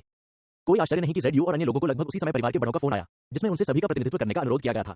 कोई आश्चर्य नहीं कि जिन लोगों ने पहले निमंत्रण लौटाए थे उन्होंने उन्हें आमंत्रित नहीं किया, भले ही उन्होंने अपना चेहरा नीचे कर लिया हो। उन्होंने सोचा होगा कि सचिव यांग और चेयरमैन हान के साथ उनके गहरे संबंध थे, इसीलिए उन्होंने ऐसा परिवर्तन किया, है ना? जैसा कि लो बिंगयान ने अनुमान लगाया था, जिन लोगों ने पहले निमंत्रण लौटाए थे उन्हें पता चला कि सचिव यांग और हान यून अपने अपने माध्यम से लो बिंगयान के जन्मदिन के रात्रिभोज में शामिल होने जा रहे हैं और वे तुरंत शांत हो गए। नीमा, क्या तुमने सचिव यांग या चेयरमैन हान के साथ लो बिंगयान के खास रिश्ते के बारे में नहीं सुना? अगर लो बिंगयान ने इन दोनों महान देवताओं के सामने उसके बारे में कुछ बुरा कहा तो उसके बाद भी वह जियांगन में कैसे रह सकती है? पहले ये लोग सोचते थे कि उनके बच्चों का उनके आदेशों की अवहेलना करना और लो बिंगयान के जन्मदिन के रात्रिभोज में शामिल होना पितृदोष और विद्रोही है, लेकिन अब वे अपने बच्चों को जीवन रक्षक तिनके के रूप में देखते हैं और जैसे ही उन्हें खबर मिलती है वे अपने बच्चों को बुलाते हैं। फोन रखने के बाद इन लोगों ने सर्वसम्मति से उपहार तैयार करना शुरू कर दिया और फिर ड्राइवर से जितनी जल्दी हो सके लोशेन मनो पहुंचने के लिए कहा। लो बिंगयान बिंदु चतुर थी और उसने एक नजर में ही मामले की असलियत भांप ली। हालांकि उन्होंने पहले भी निमंत्रण लौटा दिया था, लेकिन आगंतुक तो मेहमान था, वह लोगों को अंदर आने से मना तो नहीं कर सकती थी, है ना? हालांकि वह इन लोगों को अंदर आने से मना नहीं करती थी, लेकिन उनके लिए दरवाजे पर उनसे व्यक्तिगत रूप से मिलना असंभव था। उसने हल्के से अपने माथे पर थपथपाया और काले कपड़े पहने गार्ड से कहा, ठीक है, मैं समझ गई, कृपया उन्हें अंदर बुलाओ। काले कपड़े पहने गार्ड ने सिर हिलाया और फिर तेजी से हॉल से बाहर चला गया। अरे उठो, भोज शुरू होने वाला है। लिन हुआन को वहीं बेवकूफी से खड़ा देखकर लो बिंगयान शर्माते हुए चिल्लाई। उसे समझ नहीं आ रहा था कि अभी उसमें कौन सा भूत सवार था, फिर उसने उसे चूमने की पहल क्यों की? ओह, दरअसल लिन हुआन पहले ही जाग चुका था, लेकिन उसे समझ नहीं आ रहा था कि लो बिंगयान का सामना कैसे करे। ओह, एक खूबसूरत लड़की से चुगने में शर्माना आसान है टिडर। बेवकूफ, लो बिंगयान ने उसे एक चुलबुली नजर से देखा, फिर सिम्फनी ऑर्केस्ट्रा की ओर इशारा किया। जल्द ही मधुर संगीत बज उठा। जब सभी मेहमान लॉबी में आ गए तो लो बिंगयान ने डिनर पार्टी के होस्ट की ओर इशारा किया, जो काफी देर से इंतजार कर रहा था। पीले सूट में जियांगन टीवी के मशहूर होस्ट जियांग गे उनके पास आए। उपस्थित सभी लोग जियांग गे से भली भांति परिचित हैं। वे जियांगन टीवी के प्रमुख कार्यक्रम 30 टुनाइट के होस्ट हैं। वे सुंदर हैं और उनमें उच्च कोटि की व्यावसायिकता है। वे कई जियांगन महिलाओं के सपनों के प्रेमी हैं। लो बिंगयान की उन्हें आमंत्रित करने की क्षमता जियांगन शहर में लोशन समूह के मजबूत प्रभाव को प्रदर्शित करने के लिए पर्याप्त है। जियांग जी ने सबसे पहले लो बिंगयान की सुंदरता और बुद्धिमत्ता की प्रशंसा की, फिर वहां आए मेहमानों को धन्यवाद दिया और अंत में रात्रिभोज की शुरुआत की घोषणा की। उत्सव की योजना बनाने वाली कंपनी के कर्मचारी एक व्यक्ति के लिए लंबा जन्मदिन का केक लेकर बाहर आए। मोमबत्तियां जलाई गईं और बत्तियां बुझ गईं। लो बिंगयान ने हाथ जोड़कर मन्नत मांगनी शुरू कर दी। इच्छा पूरी होने के बाद रोशनी फिर से चालू हो गई और उसने लिन हुआन से कहा, मेरे साथ केक काटो, ठीक है? लिन हुआन मना करना चाहता था क्योंकि उसे इतना बड़ा केक काटने का कोई अनुभव नहीं था। इससे पहले कि वह कोई निर्णय ले पाता, लो बिंगयान ने उसका हाथ पकड़ लिया और चाकू पकड़े हुए अपने हाथ से दबा दिया। दोनों के संयुक्त प्रयासों से जन्मदिन का केक बीच से काटा गया। लो बिंगयान के अनुरोध पर लिन हुआन ने उसे केक खिलाया। इस मधुर दृश्य ने कई लोगों को यह कहने पर मजबूर कर दिया कि उन पर कुत्ते का खाना छिड़क दिया गया था। बेशक इतना बड़ा जन्मदिन का केक दो लोग तो नहीं खा सकते। जल्द ही कर्मचारियों ने केक को सैकड़ों टुकड़ों में बांट दिया। हर टुकड़े को एक चीनी मिट्टी की प्लेट में रखकर मेज पर रख दिया गया। अगर कोई इसे चखना चाहे तो कभी भी ले सकता है। केक खाने के बाद मैं डांस सेशन में गई। पहला डांस स्वाभाविक रूप से आज की बर्थडे स्टार लो बिंगयान ने किया, लेकिन वह अपना डांस पार्टनर किसे चुनेंगी? हम। अधिकांश लोगों की नजरें लिन हुआन की ओर मुड़ गईं। निश्चित रूप से लो बिंगयान मुस्कुराया और लिन हुआन से कहा, तुम आओ और मेरे साथ पहला नृत्य करो। नहीं नहीं, मैं नहीं कर सकता, मैं सचमुच नहीं कर सकता। लिन हुआन बार बार हाथ हिलाता रहा, पर उसने कभी डांस नहीं किया, कभी एरोबिक्स नहीं किया। इस तरह ऊपर चढ़ना तो बेवकूफ ही बना देगा। लो बिंगयान ने नाखुश होने का नाटक किया और कहा, आप हमेशा मुझे अस्वीकार क्यों करते हैं? लिन हुआन ने कड़वाहट से मुस्कुराते हुए कहा, ऐसा नहीं है कि मैं आपको मना करना चाहता हूं, लेकिन मैं वास्तव में नृत्य नहीं कर सकता। लो बिंगयान ने अपनी भौहें उठाई और मुस्कुराया, ये ठीक है, मैं आपको सिखा सकता हूं। लिन हुआन ने अनिच्छा से सहमति व्यक्त की। ओह अच्छा, कौन सा नृत्य? लो बिंगयान के चेहरे पर शर्म की एक झलक दिखाई दी और फिर उन्होंने कहा, वाट्स। 18वीं सदी के अंत में अंग्रेज सज्जनों ने वाट्स को उलझे हुए अंगों वाला और शरीर से सटा हुआ हरा नृत्य कहा था। इससे हम देख सकते हैं कि वाट्स नृत्य करते समय स्त्री पुरुषों के बीच कितना घनिष्ठ संपर्क होता है। लिन हुआन ने अपने बाएं हाथ से लो बिंगयान का दाहिना हाथ पकड़ा और अपना दाहिना हाथ हल्के से उसकी कमर पर रख दिया। दोनों शरीर लगभग एक दूसरे के करीब थे। इस समय सिम्फनी ऑर्केस्ट्रा ने नृत्य संगीत वाट्स ऑफ लव बजाया। लो बिंगयान के प्रशिक्षण के तहत लिन हुआन ने अपना सिर ऊपर उठाकर और शरीर को अकड़ाकर नृत्य करना शुरू कर दिया। घर्षण घर्षण शैतान की गति है। स्पष्ट रूप से लिन हुआन ने इस गीत के बारे में सोचा। वर्जिंग की प्रक्रिया में पुरुष और महिला के बीच घर्षण जरूरी है। कहने की जरूरत नहीं कि लो बिंगयान का फिगर पतला है। खास बात यह है कि उसने खूबसूरत कपड़े पहने हैं। इस ड्रेस के साथ लिन हुआन सिर्फ अपना सिर नीचे करके अद्भुत दृश्यों का मनोरम दृश्य देख सकता है। लो बिंगयान के शरीर पर गर्म स्पर्श महसूस करते हुए और उसके शरीर से ताजा प्राकृतिक सुगंध को सूंघते हुए लिन हुआन का पूरा शरीर गर्म और शुष्क हो गया। सौभाग्य से नृत्य संगीत जल्दी ही समाप्त हो गया, अन्यथा लिन हुआन को सबके सामने अपना सिर उठाने पर शर्मिंदगी उठानी पड़ती। लिन हुआन का बायां हाथ छोड़ने के बाद लो बिंगयान ने प्रशंसा की, आपकी समझ अच्छी है। कुछ ही बीट्स के बाद उन्होंने वॉच जंपिंग की बुनियादी बातों में महारत हासिल कर ली और बाद में और भी ज्यादा निपुण होते गए। उनके अकड़े हुए शरीर को छोड़कर बाकी सभी प्रदर्शन काफी अच्छे थे। लिन हुआन ने उसकी नाक को छुआ, एक व्यंग्यात्मक मुस्कान के साथ सिर हिलाया और उसकी प्रशंसा स्वीकार की। पापा पापा। यांग वेंकांग ने तालियों की गड़गड़ाहट में अग्रणी भूमिका निभाई और फिर तालियों की गड़गड़ाहट गूंज उठी। लुओ बिंगयान द्वारा पहला नृत्य समाप्त करने के बाद जो मेहमान नृत्य करना चाहते थे वे अच्छे साथियों के साथ डांस फ्लोर पर चले गए और मधुर संगीत पर नृत्य करने लगे। इस समय जो मानरो ने काले ऊंचे एड़ी के जूते पर कदम रखा और लिन हुआन की तरफ चला गया और खालीपन से कहा, सहायक लिन, क्या मैं आपको नृत्य करने के लिए कह सकता हूँ? ओह बिल्कुल। लिन हुआन को यह भी पता था कि वह लुओ बिंगयान के विवाह प्रस्ताव पर सहमत हो गया था, जिसने जो मानरो पर बहुत प्रभाव डाला होगा, लेकिन उसे इस मामले के बारे में बात करने में भी मुश्किल हुई और वह इसे बाद में ही समझा सकता था। लुओ बिंगयान को देखते हुए जो मानरो ने भी वार्ड्स को चुना, लेकिन जब वह नृत्य कर रही थी तो उसने गलती से लिन हुआन के पैर पर एड़ी से कुछ बार कदम रखने का नाटक किया और लिन हुआन दर्द में मुस्कुराया। गाना समाप्त होने के बाद जो मानरो ने एक ठंडी सांस ली, मुड़कर चला गया, लिन हुआन को अपनी जगह पर ही छोड़ दिया और कड़वी मुस्कान बिखेरी। बस बात अभी खत्म नहीं हुई है। जो मानरो के जाते ही हान यू फिर से आया। असिस्टेंट लिन, क्या आप मुझे डांस के लिए बुलाएंगी? अगर लुओ बिंगयान इस क्षेत्र की सबसे चमकदार राजकुमारी है तो हान यू सबसे खूबसूरत रानी है। उसकी हर हरकत पर कई लोगों की नजर रहती है और अब मैं उसे लिन हुआन के पास नाचने के लिए आमंत्रित करते हुए देखती हूँ। क्या यह आश्चर्यजनक हो सकता है? इस लिन हुआन ने अपने पिछले जीवन में सिर्फ आकाशगंगा को ही नहीं बचाया था, है ना? जब खूबसूरत बहन दरवाजे पर आई तो लिन हुआन के दिल में एक दर्दनाक कराह उठी और एक रात 3 शीर्ष सुंदरियों ने उसे नृत्य करने के लिए आमंत्रित किया। क्या यह खुशी का संकट है? ईश्वर स्तरीय एजेंट प्रणाली। फैन कहा, बहन, आपको नृत्य के लिए आमंत्रित करना मेरे लिए सम्मान की बात है। हान यून ने स्वाद के साथ खेला, तो फिर मैं आपकी ओर अनिच्छा से कैसे देखूं? लिन हुआन ने धीमी आवाज में कहा, इतने सारे लोग देख रहे हैं, मुझे डर है कि दूसरों को यह अजीब लगेगा। हान यून ने शांति से कहा, इससे कोई फर्क नहीं पड़ता, यह सिर्फ आपके साथ एक नृत्य है, वे गलत नहीं समझेंगे। अपनी विशेष पहचान के कारण उसे सार्वजनिक रूप से एक कुलीन महिला की मुद्रा बनाए रखनी चाहिए, छेड़खानी नहीं करनी चाहिए और स्पष्ट नहीं होना चाहिए। लिन हुआन ने अपनी नाक को छुआ और सावधानी से हान यू की कमर के चारों ओर अपनी बाहें डाल दी। यह दृश्य देखकर भीड़ चिल्ला उठी। मैंने इसे पहुंच दिया, यह जियो परिवार की बहू है। लिन हुआन ने वास्तव में इसे गले लगाने की हिम्मत की। यह तो बस एक नृत्य है, इसमें इतना शोर शराबा किस बात का है? अहम, यह सही है, लेकिन चेयरमैन हान लिन शाओ को कैसे जानते हैं? तुम बेवकूफ हो। लिन शाओ डोंग हान को मिस जियाओ को कार कौशल सिखाने से नहीं छिपा सकता। अगर वे एक दूसरे को नहीं जानते तो यह भूत होगा। पोंछो, मुझे इसकी उम्मीद क्यों नहीं थी? हान यू ने लिन हुआन को नृत्य के लिए आमंत्रित करने की पहल की, जिससे भीड़ में बहुत हंगामा हुआ, लेकिन इस तथ्य के बाद कि लिन हुआन जियो के रेसिंग शिक्षक थे, सभी को राहत मिली। अपने सामने छोटे प्यार करने वाले व्यक्ति के हार्मोनल आलिंगन को महसूस करते हुए हान यू मन ही मन भावुक हो गई, लेकिन जल्द ही उसने अपने दिल में सुंदर विचारों को दबा दिया और थोड़ी नाराजगी के साथ धीमी आवाज में पूछा, आपने मुझे जानबूझकर आमंत्रित नहीं किया। आप चाहते हैं कि मैं आपके और लुओ बिंगयान के बीच के प्यार को खिलते और फलते फूलते देखूं और फिर अपने रिश्ते से छुटकारा पाने का अवसर लूं। लिन हुआन फिर से कड़वी मुस्कान के साथ मुस्कुराया। दरअसल हॉल में कदम रखते ही उसने हान यू को देखा था। उस समय उसने अपने आवेग को दबाने के लिए बहुत ताकत लगाई और उसे नमस्ते कहने के लिए आगे नहीं बढ़ा। अपनी पहली महिला के लिए, और यह महिला अभी भी इतनी आकर्षक है, वह इसे कैसे पसंद नहीं कर सकता? वह इसकी परवाह कैसे नहीं कर सकता? इसलिए जब उसने लुओ बिंगयान के विवाह प्रस्ताव पर सहमति जताई तो उसे थोड़ी ज्यादा चिंता हुई, इस डर से कि हान यून इस बात से नाराज हो जाएगा और उसे नजरअंदाज कर देगा। अब चिंताजनक बात हो गई है। तो लिन हुआन ने जल्दी से समझाया, बेशक मैं तुम्हें अपनी बहन से अलग नहीं करना चाहता। मुझे लगता है कि तुम बहुत देर कर चुकी हो, तो मैं तुम्हें जानबूझकर क्यों छोड़ रहा हूं? शायद वह थोड़ा भावुक हो गया था। उसने गहरी सांसें ली और धीमे स्वर में बोला, यह मामला बहुत पेचीदा है। अगर बहन मेरी बात पर यकीन करो तो मैं तुम्हें बाद में समझा दूंगा, ठीक है? हान यू मुस्कुराया और उसे लंबे समय तक देखा, फिर सिर हिलाया और कहा, ठीक है, बहन तुम पर विश्वास करती है। सचमुच? लिन हुआन ने आश्चर्य से पूछा। कैसा रहेगा? हान यून ने बहुत धीमी आवाज में कहा, दरअसल मेरी बहन तुम्हें बहुत याद करती है। बूम। लिन हुआन को बस यही महसूस हुआ कि उसके शरीर का खून एकदम से उबल रहा है और फटने ही वाला है। अगर इतने सारे लोग उसे घूर न रहे होते तो वह सीधे हान यू को अपने शरीर में रगड़ना चाहता। हान यून की बात सुनिए, आप अपनी बहन को थोड़ी देर में घर भेज देंगे और जब ड्राइवर मुझे भेज देगा तब मैं उसे वापस जाने दूंगा। हाँ, लिन हुआन के दिल में हलचल मच गई और उसने चुपके से हान यू के इरादों का अंदाजा लगा लिया। क्या वो फिर से चे झेंग का किरदार निभाना चाहती है? ये सोचते हुए लिन हुआन ने अपने शरीर के किसी हिस्से पर सिर उठाने के संकेत दिए। एक महत्वपूर्ण क्षण में उसने अपने निचले होंठ को जोर से काटा। दर्द की उत्तेजना के कारण इससे सार्वजनिक रूप से शर्मिंदगी नहीं हुई। गीत के अंत में लिन हुआन ने अनिच्छा से हान यू की कमर छोड़ दी। हान यू ने उसकी तरफ सिर हिलाया, फिर मुड़कर अपना शरीर घुमाते हुए लुओ बिंगयान की तरफ चल पड़ी। जब वह उसके पास आई तो हान यू मुस्कुराई और बोली, श्रीमान लुओ, अपने पति को चुनने के मामले में आपकी सोच बहुत अच्छी है। एक महिला की सहज प्रवृत्ति के कारण लुओ बिंगयान को हमेशा लगता था कि हान यू और लिन हुआन के बीच का रिश्ता सिर्फ एक मां और बेटी के शिक्षक के बीच का रिश्ता नहीं था, जैसा कि दूसरों ने कहा था। लेकिन उसने ज्यादा कुछ नहीं पूछा, बस हंसी। डोंग हान, आपकी अच्छी प्रतिष्ठा है। हान यून, जो एक मजबूत व्यवसायी महिला है, लुओ बिंगयान की आदर्श है, इसलिए जब वह बोलती है तो आप शब्द का उपयोग करती हैं। हान यू मुस्कुराया और बोला, श्रीमान लुओ, मैं आपसे कुछ साल बड़ा हूं। अगर आपको कोई आपत्ति न हो तो आप मुझे बहन कहें और मैं आपको बिंगयान कहूं, ठीक है? ठीक है बहन हान। लुओ बिंगयान मुस्कुराया और फिर उत्सुकता से पूछा, मैं अभी सोच रहा था कि आप मेरे जन्मदिन के खाने पर क्यों आई? अब लगता है इसका लिन हुआन से कोई संबंध होना चाहिए, है ना? मैंने कहा था बिंगयान, तुम बर्फ और बर्फ के मामले में बहुत होशियार हो। अब मैं समझ गया हूं। हान यू ने इसे छिपाया नहीं बल्कि सीधे स्वीकार किया। हाँ, मैं सचमुच तुम्हारे परिवार लिन हुआन के निमंत्रण पर ही यहाँ आया हूँ। लिन हुआन, तुम्हारा परिवार? वाक्य सुनकर लुओ बिंगयान का चेहरा थोड़ा लाल हो गया और फिर उसने शर्माते हुए कहा, बहन हान मजाक करने में बहुत अच्छी है। लिन हुआन, अभी के लिए वह हमारी नहीं है, लेकिन मुझे अभी भी समझ नहीं आया। लिन हुआन सिर्फ जियाओ के रेसिंग शिक्षक है, इसलिए मैं आपको आमंत्रित करने के योग्य नहीं लगती, है ना?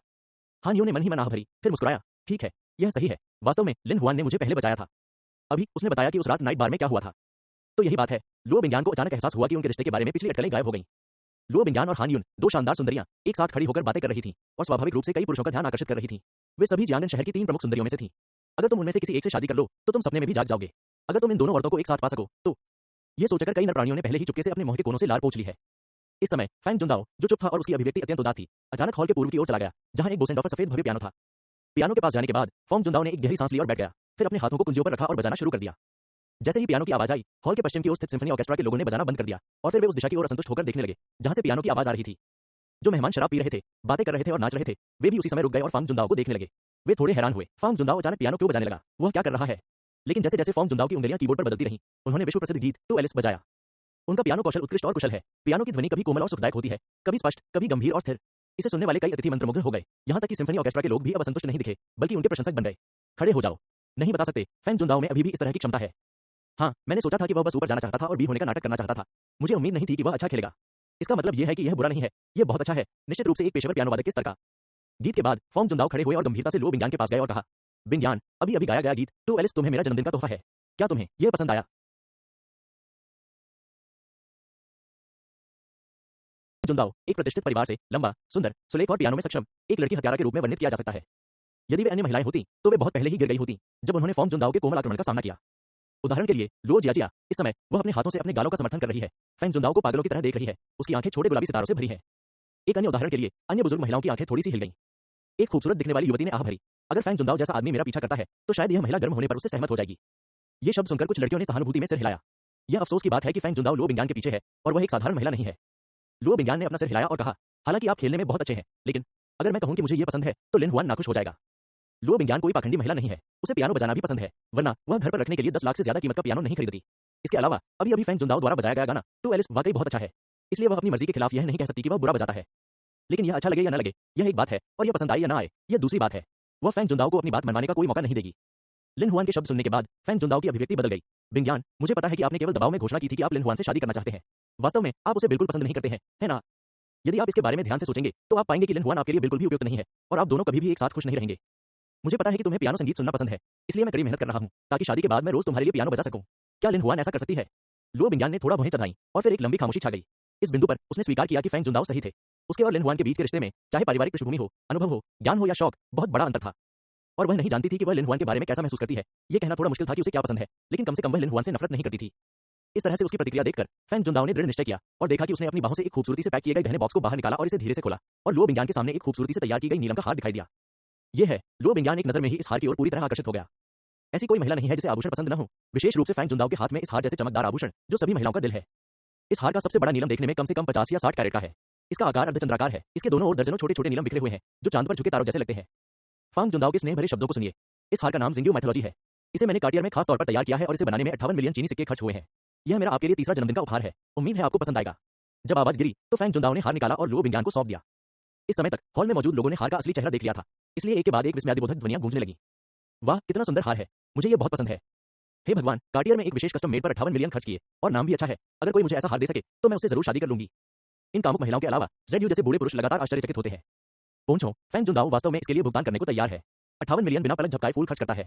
लिन शाओ इस बार खतरे में है। हालांकि उसकी ड्राइविंग स्किल्स कमाल की हैं, लेकिन वह फैंग जुनदाओ का मुकाबला नहीं कर सकता। वह पियानो बजाता है और गहने भी देता है। हाँ, अभी फैंग जुनदाओ सचमुच बहुत बढ़िया था, और सच कहूं तो लिन शाओ की तुलना फैंग जुनदाओ के छोटे से गोरे चेहरे से करना वाकई मुश्किल है। पफ, अजीब बात है, अगर आप इसे पूरा कर ले तो मुझे मत बताना। तभी अचानक हॉल के पूर्वी हिस्से में पियानो की आवाज सुनाई दी। सबने अपना सिर घुमाया और देखा कि लिन हुआन किसी तरह पियानो के सामने बैठा था। अरे, ऐसा लगता है कि शाओ लिन भी टू एलिस खेल रहा है ना? शुरुआत सुनते ही सबको पता चला कि लिन हुआन भी टू एलिस बजा रहा था।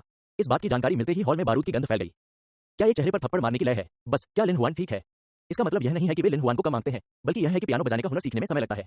लिन हुआन का ड्राइविंग कौशल बहुत प्रभावशाली है, जिससे पता चलता है कि उसने रेसिंग में बहुत मेहनत की है। ऐसे में उसके पास पियानो का अभ्यास करने का समय तो होगा ही। एक व्यक्ति किसी एक क्षेत्र में प्रतिभाशाली हो सकता है, लेकिन वह कई क्षेत्रों में प्रतिभाशाली नहीं हो सकता। खासकर उन क्षेत्रों में जहां पियानो और रेसिंग दोनों ही अप्रभावी हैं, उन सभी में महारत हासिल करना और भी मुश्किल है।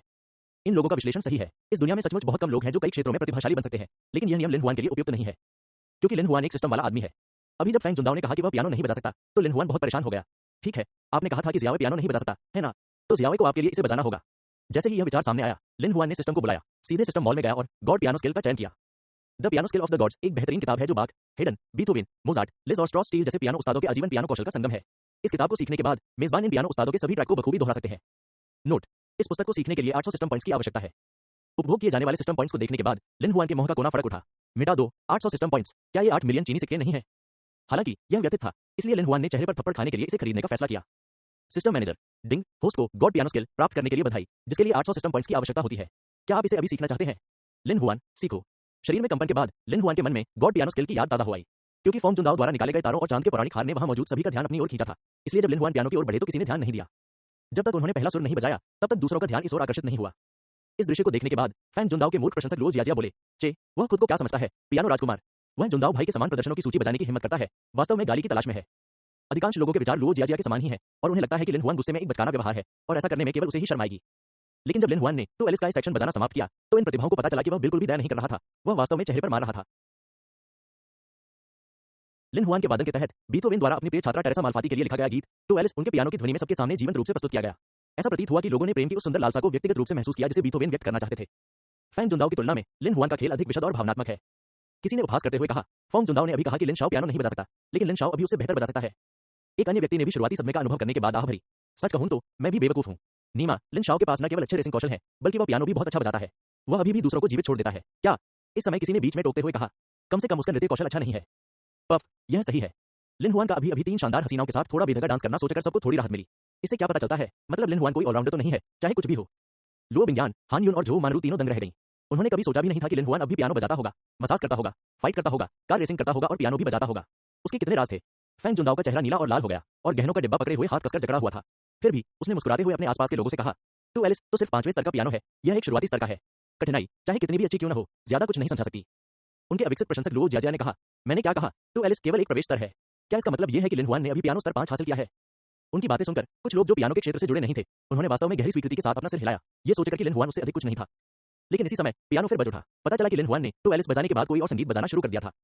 बात बस इतनी है कि संगीत का ये टुकड़ा टू एलिस जितना व्यापक नहीं है, इसलिए दर्शकों में से लगभग कोई भी यह नहीं बता सकता कि वह कौन सा संगीत बजा रहा है। जब उन्होंने गाना बजाना समाप्त किया तब भी हॉल में मौजूद सभी लोग असमंजस में थे। इस समय सिम्फनी ऑर्केस्ट्रा का कंडक्टर जो अपनी आंखें बंद करके सुन रहा था, उसने अचानक अपनी आंखें खोली और अविश्वसनीय चेहरे के साथ बुदबुदाया, इस तरह का पियानो कौशल। उनके पीछे खड़े वायलिन प्रमुख ने आश्चर्य से कहा, यह निश्चित रूप से शीर्ष अंतर्राष्ट्रीय पियानो वादक की ताकत है। बैंड के पियानो वादक ने अपना सिर हिलाते हुए कहा, यह सिर्फ शीर्ष अंतर्राष्ट्रीय नहीं है, यह एक महान मास्टर है, महापुरुष गुरु। इस पियानो वादक का मूल्यांकन सुनकर हर कोई दंग रह गया। दुनिया के दिग्गज उस्ताद कौन है? Bach, Haydn, Beethoven, Mozart, Liszt, Strauss, Chopin, ये प्रतिभाएं दुनिया के दिग्गज पियानो वादक कहलाने के हकदार है। क्या लिन हुआन भी इन लोगों के स्तर पर है? यह कैसे संभव है? तो कुछ अज्ञात परिस्थितियों वाले लोगों ने पूछना शुरू कर दिया, सर आपने जो कहा वह थोड़ा अतिशयोक्तिपूर्ण है। लिन हुआन की तुलना उन महान पियानो स्वामी के साथ कैसे की जा सकती है? बैंड के पियानो वादक ने अपना सिर हिलाया और पूछा, क्या आप जानते हैं कि वह अभी कौन सा संगीत बजा रहा था? उन लोगों ने अपना सिर हिलाकर कहा कि उन्हें नहीं मालूम। पियानो वादक ने गंभीरता से कहा, यह राजमानिनो का द थर्ड पियानो कॉन्सर्टो है, जिसे लासान कहा जाता है। यह टुकड़ा दुनिया में सबसे कठिन पियानो टुकड़े के रूप में जाना जाता है। बगल में बैठे कंडक्टर ने सिर हिलाया और कहा, हाँ, रॉयल एकेडमी ऑफ म्यूजिक के प्रोफेसर सिरिल स्मिथ ने एक बार बताया था कि पुलथरी बजाने में लगने वाला शारीरिक परिश्रम 10 टन कोयला खोदने के बराबर है। पियानो वादक ने कहा, हाँ, मुझे लगा था कि इस गाने को चरम पर पहुंचाने वाला एकमात्र व्यक्ति व्लादिमीर होरोविट्ज ही है।